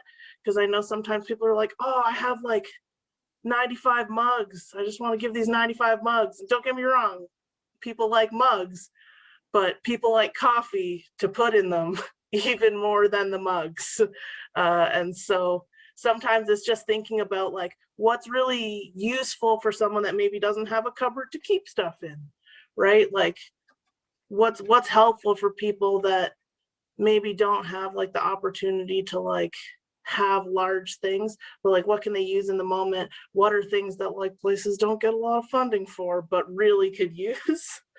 Is some of those little incidentals like bus tickets, grocery gift cards, Dollarama gift cards. You can buy stuff like basic needs things, and it gives people a bit of freedom of choice, which is really nice and empowering, rather than just like, here is like Allison was saying, like when they get donations, it's so much nicer to be able to say, here's things that I know you would love, rather than, you know, they say, do you have underwear? And you're like, we only have like extra small. Does that work? You could go, like they could go to Dollarama and grab something that actually fits for.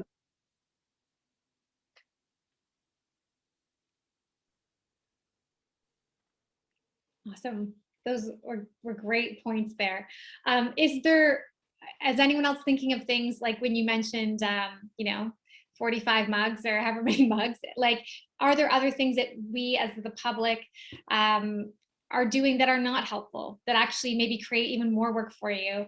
For anyone on the panel where it's, you know, we think we're getting it right, but maybe we're missing something there, like we're missing the coffee versus the mugs. I can touch a little bit on that, following up with Lena. We run kind of a donation center. That's how we started. And for a lot of folks, especially right now in the pandemic and being home, it's a great time to, you know, go through your cupboards and everything.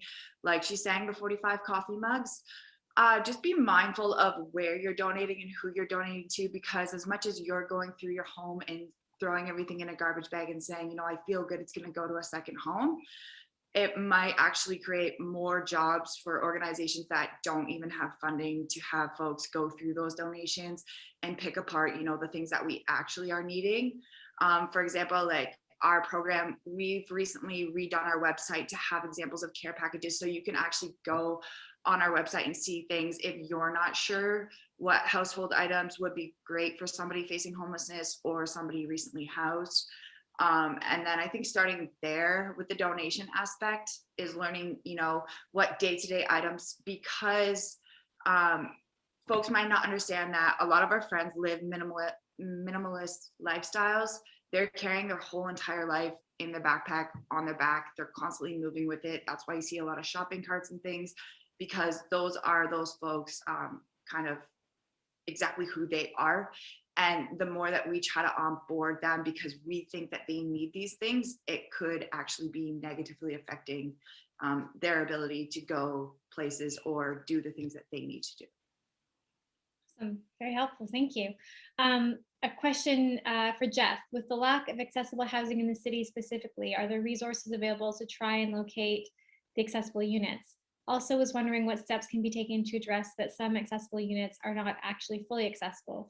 My partner is physically disabled and able to advocate for himself and is not limited with funding, but that is very different for our larger community. Yeah, this is a great question, and I think it points to some of the real gaps when it comes to finding accessible housing for people. There aren't a lot of great programs. I know the March of Dimes, for instance, has a home renovation fund, but again, generally speaking, you need to own if you're going to be able to do that. And you know, there aren't a whole lot of people in this world that can afford a $600,000 house right now in London. And so that's a bit of an issue. I always am a big supporter of service organizations. They have been a great help to many people with disabilities. Even if they don't specifically call themselves a disability organization, I'm thinking of things like Rotary and Kingsman. These are clubs that are obviously very stretched, but they are organizations that help disabled people to be able to get access to the types of equipment and things that they might need. In terms of the accessibility question, I think part of this is about shifting our understanding of design, and understanding that there is no such thing as a fully accessible unit. Many years ago, I was brought in by a hotel chain, a national hotel chain, who wanted to build basically an accessible hotel room. And they were realizing very quickly that there was just no means to build a room that was going to be accessible for every single person.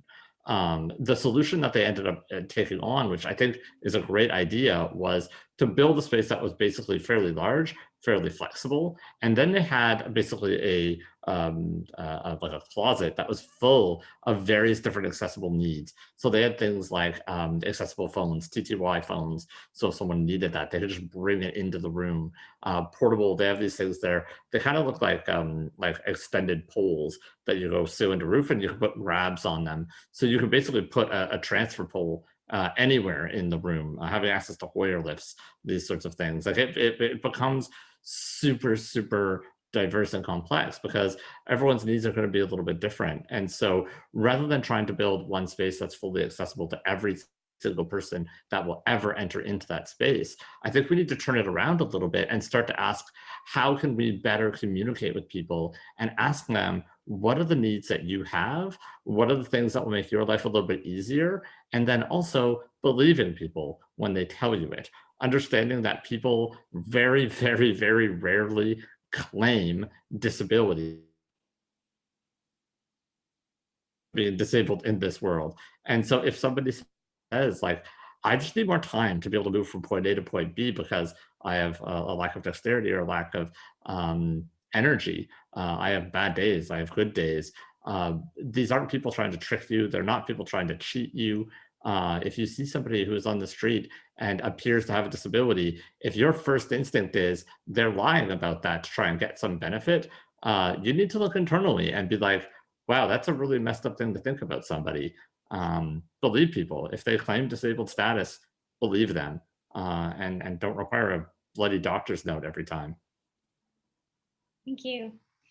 So this will be the final question of the day, and then we can have some closing comments. I apologize if this was already discussed, but are there ways for the larger agencies with a focus on housing and housing first to become more diverse in their approaches to include the marginalized groups discussed today?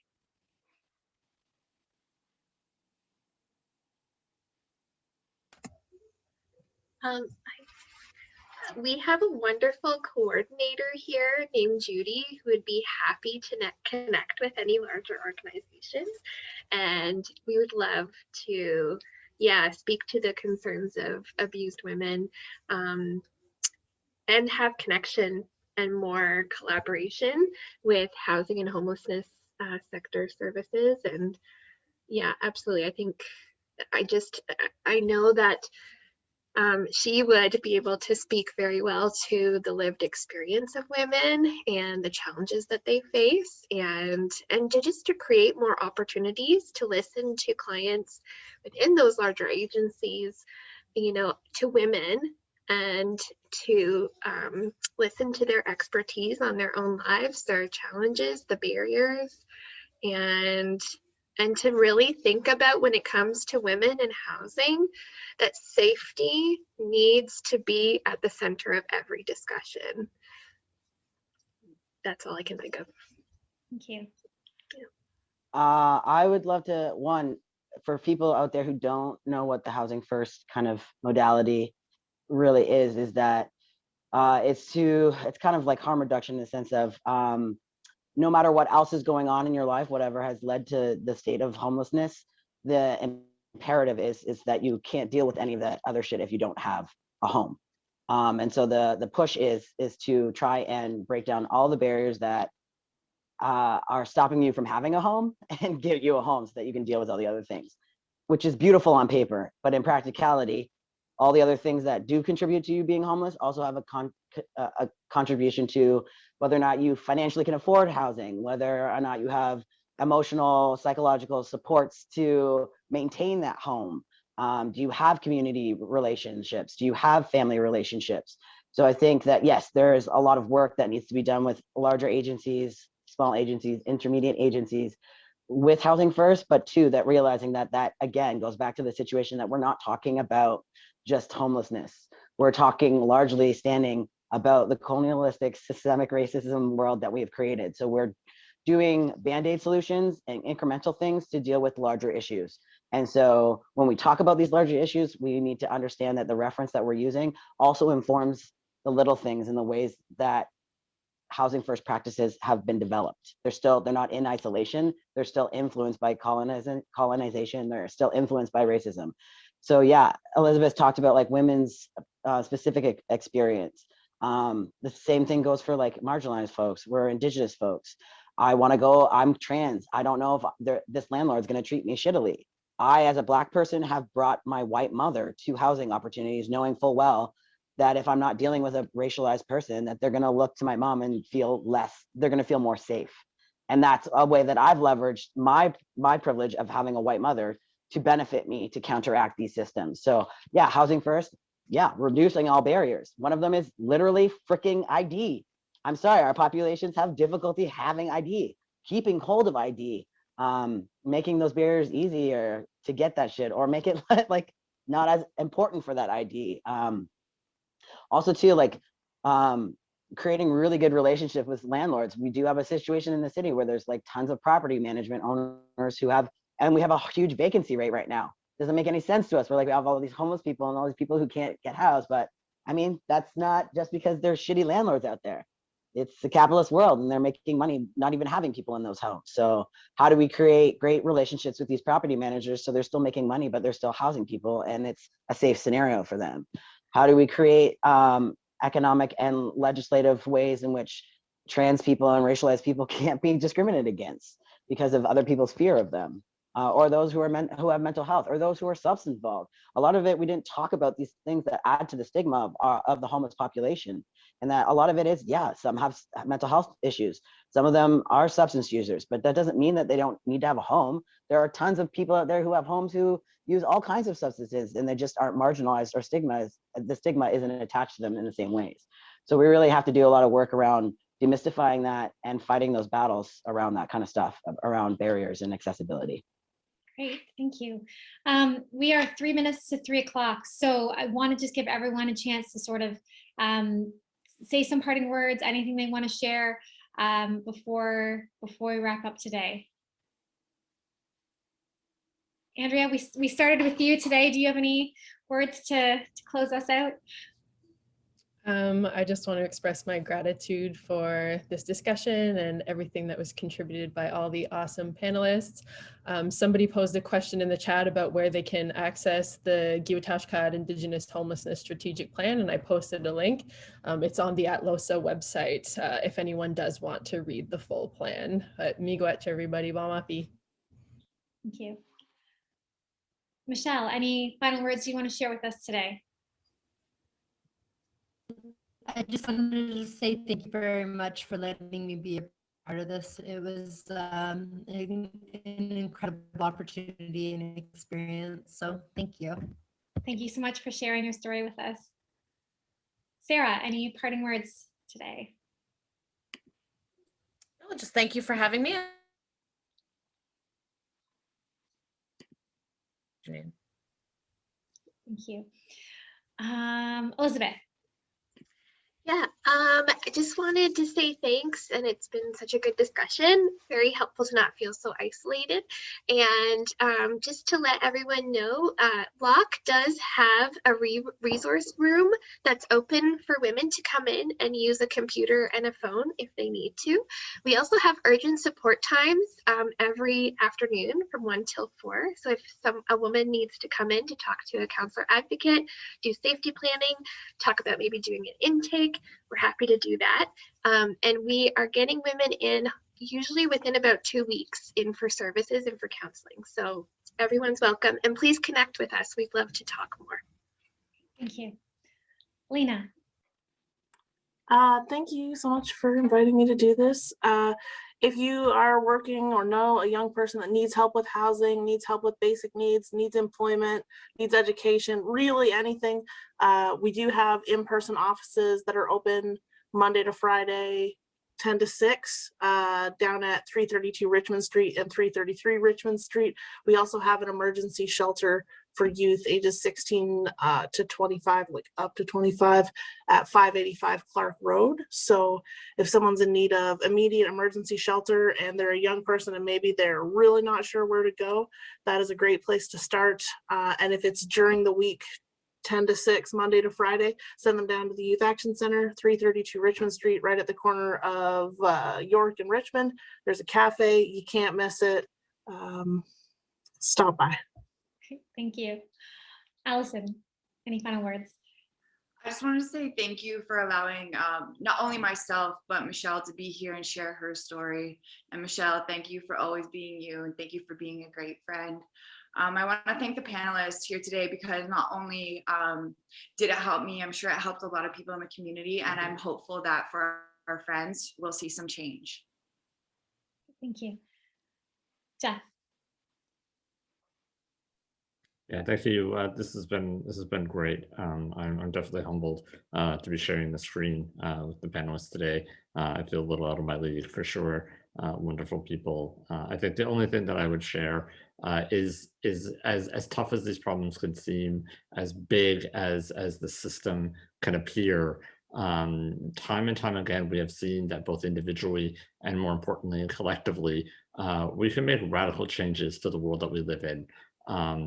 We can make a world that is actually inclusive, that is inclusive for people, that takes care of people, that replaces power into the hands of people, as opposed to putting power in the hands of those at the top. So make that choice to individually and collectively work for things that maybe you don't need, but that you think are not just valid, but vital to be a part of our community. Thank you so much. Anthea, thank you. Will you agitate us before we leave?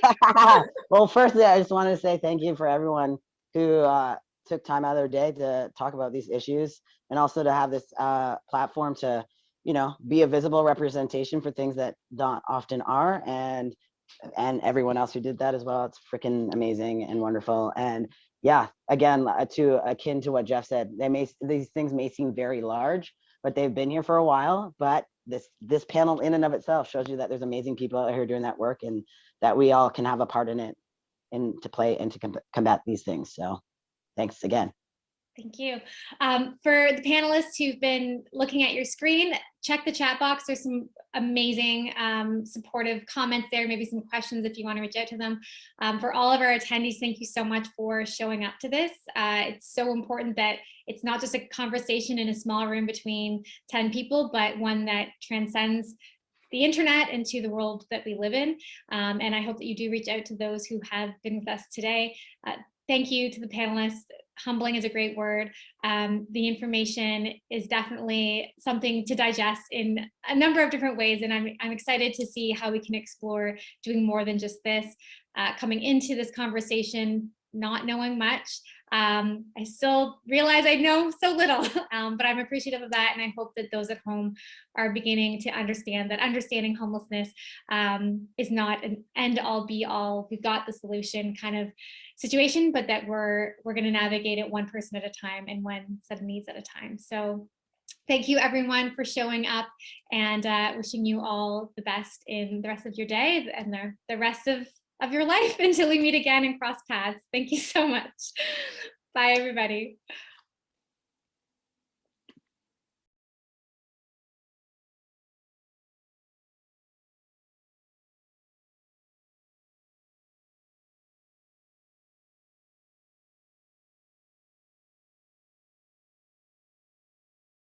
Okay, good morning, everybody. My name is Duncan Shopsaw. I'm Director of Policy, Communications and Research at Lloyds Bank Foundation for England and Wales.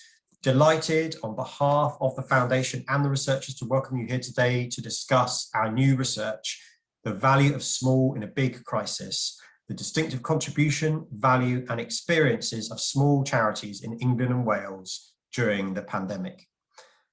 First, a bit of Zoom etiquette. This is a webinar, so it's in a webinar format, so no one can be seen or heard apart from our panelists. So we won't know if you've gone and made a cup of tea or a small child has come in, it's all fine. We've turned off the chat function, but we'll be using the Q&A function later in the session, sorry. This session will be recorded, and so it will be available afterwards alongside the slides will be shared afterwards, and we do encourage you please to read the research. If you haven't had the chance to read it yet, there's a web link in the chat function. If you'd like to share on social media today, during this event or after the event, if you read the research and there's things you particularly like, please do use the hashtag value of small and tag us in at LBFEW. Delighted to be joined by just under 300 people with more expected, the vast majority of which are small and local charities themselves. We've also got some other funders and a number of local authorities. So what's this all about? Why is this research? Why does it matter? Why small charities?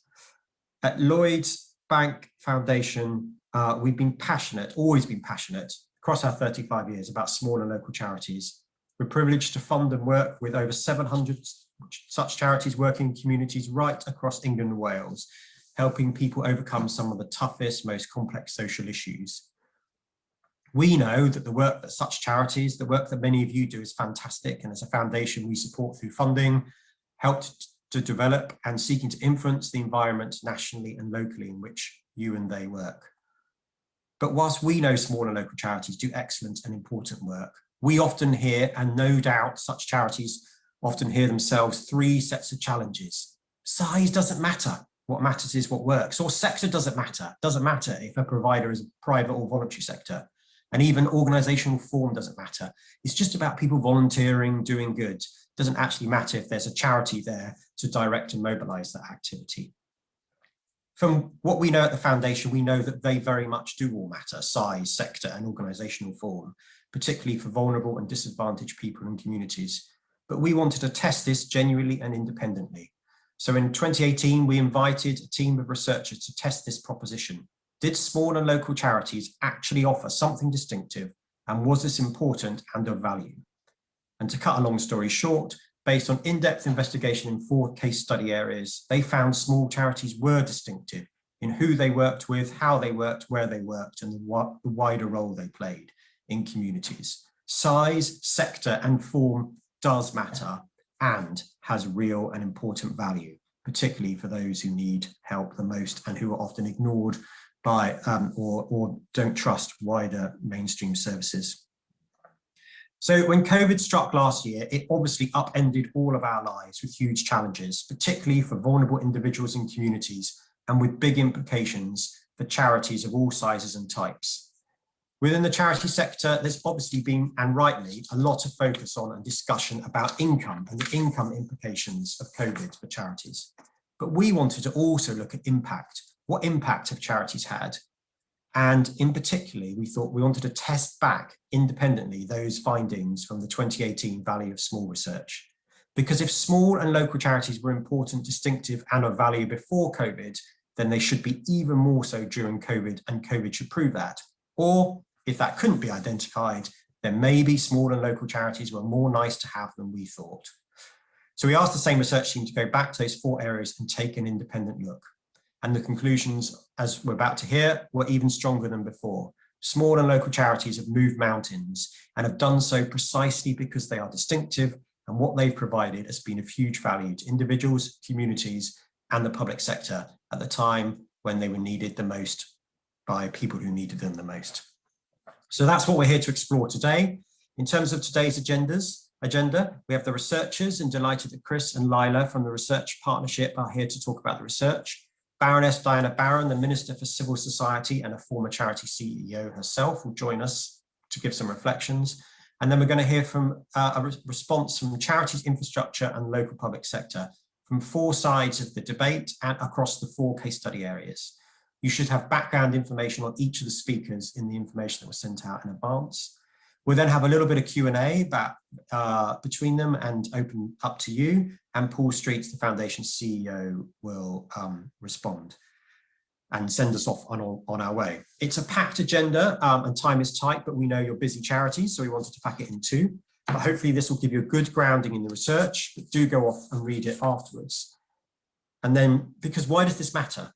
Well, it matters for those of us who are funders or in government. It's crystal clear. We need to invest in, support and encourage small and local charities. Think about the amount and type of funding we provide, how to better commission and how to support. But there's also a strong message here for small charities themselves. Don't hide your talents under a bushel. This research is your story. You are distinctive and can do what you do because of who you are and how you work. We'll try and tell that story, but we encourage you to tell that story too, to commissioners, funders and others. Size, specialism and being local matters. A pound to you will achieve far more than a pound to many other providers. So, don't take my word for it. I'm delighted to hand over to Chris and Lila, 2 of the research partnership, who will take us through the key findings of the research. Many thanks. Over to Chris and Lila. Good morning everybody, and thank you Duncan for that introduction. So on behalf of the researchers, we were delighted to be asked to revisit our work, and thank you for that. So as Duncan said, Chris and I will take you through the research findings this morning, and we're going to do that in 4 main parts. I will give just a little bit of background to the research first, and then I'll talk about how small charities responded to the pandemic, and talk about the 3 core distinctive features of this response. And then I'll hand over to Chris, who will talk about the value that the charities brought to their communities and some of the challenges that they faced, before ending with a few policy recommendations. So a bit of background. As Duncan has already said, this report, The Value of Small in a Big Crisis, builds on the original Value of Small research that we published in 2018. And that identified 3 core distinctive features of smaller charities that lay in their service offer, in their approach, how they work, the way they work, and the position that they occupy in their communities and in relation to public services. And in that report, we suggested that it's this combination of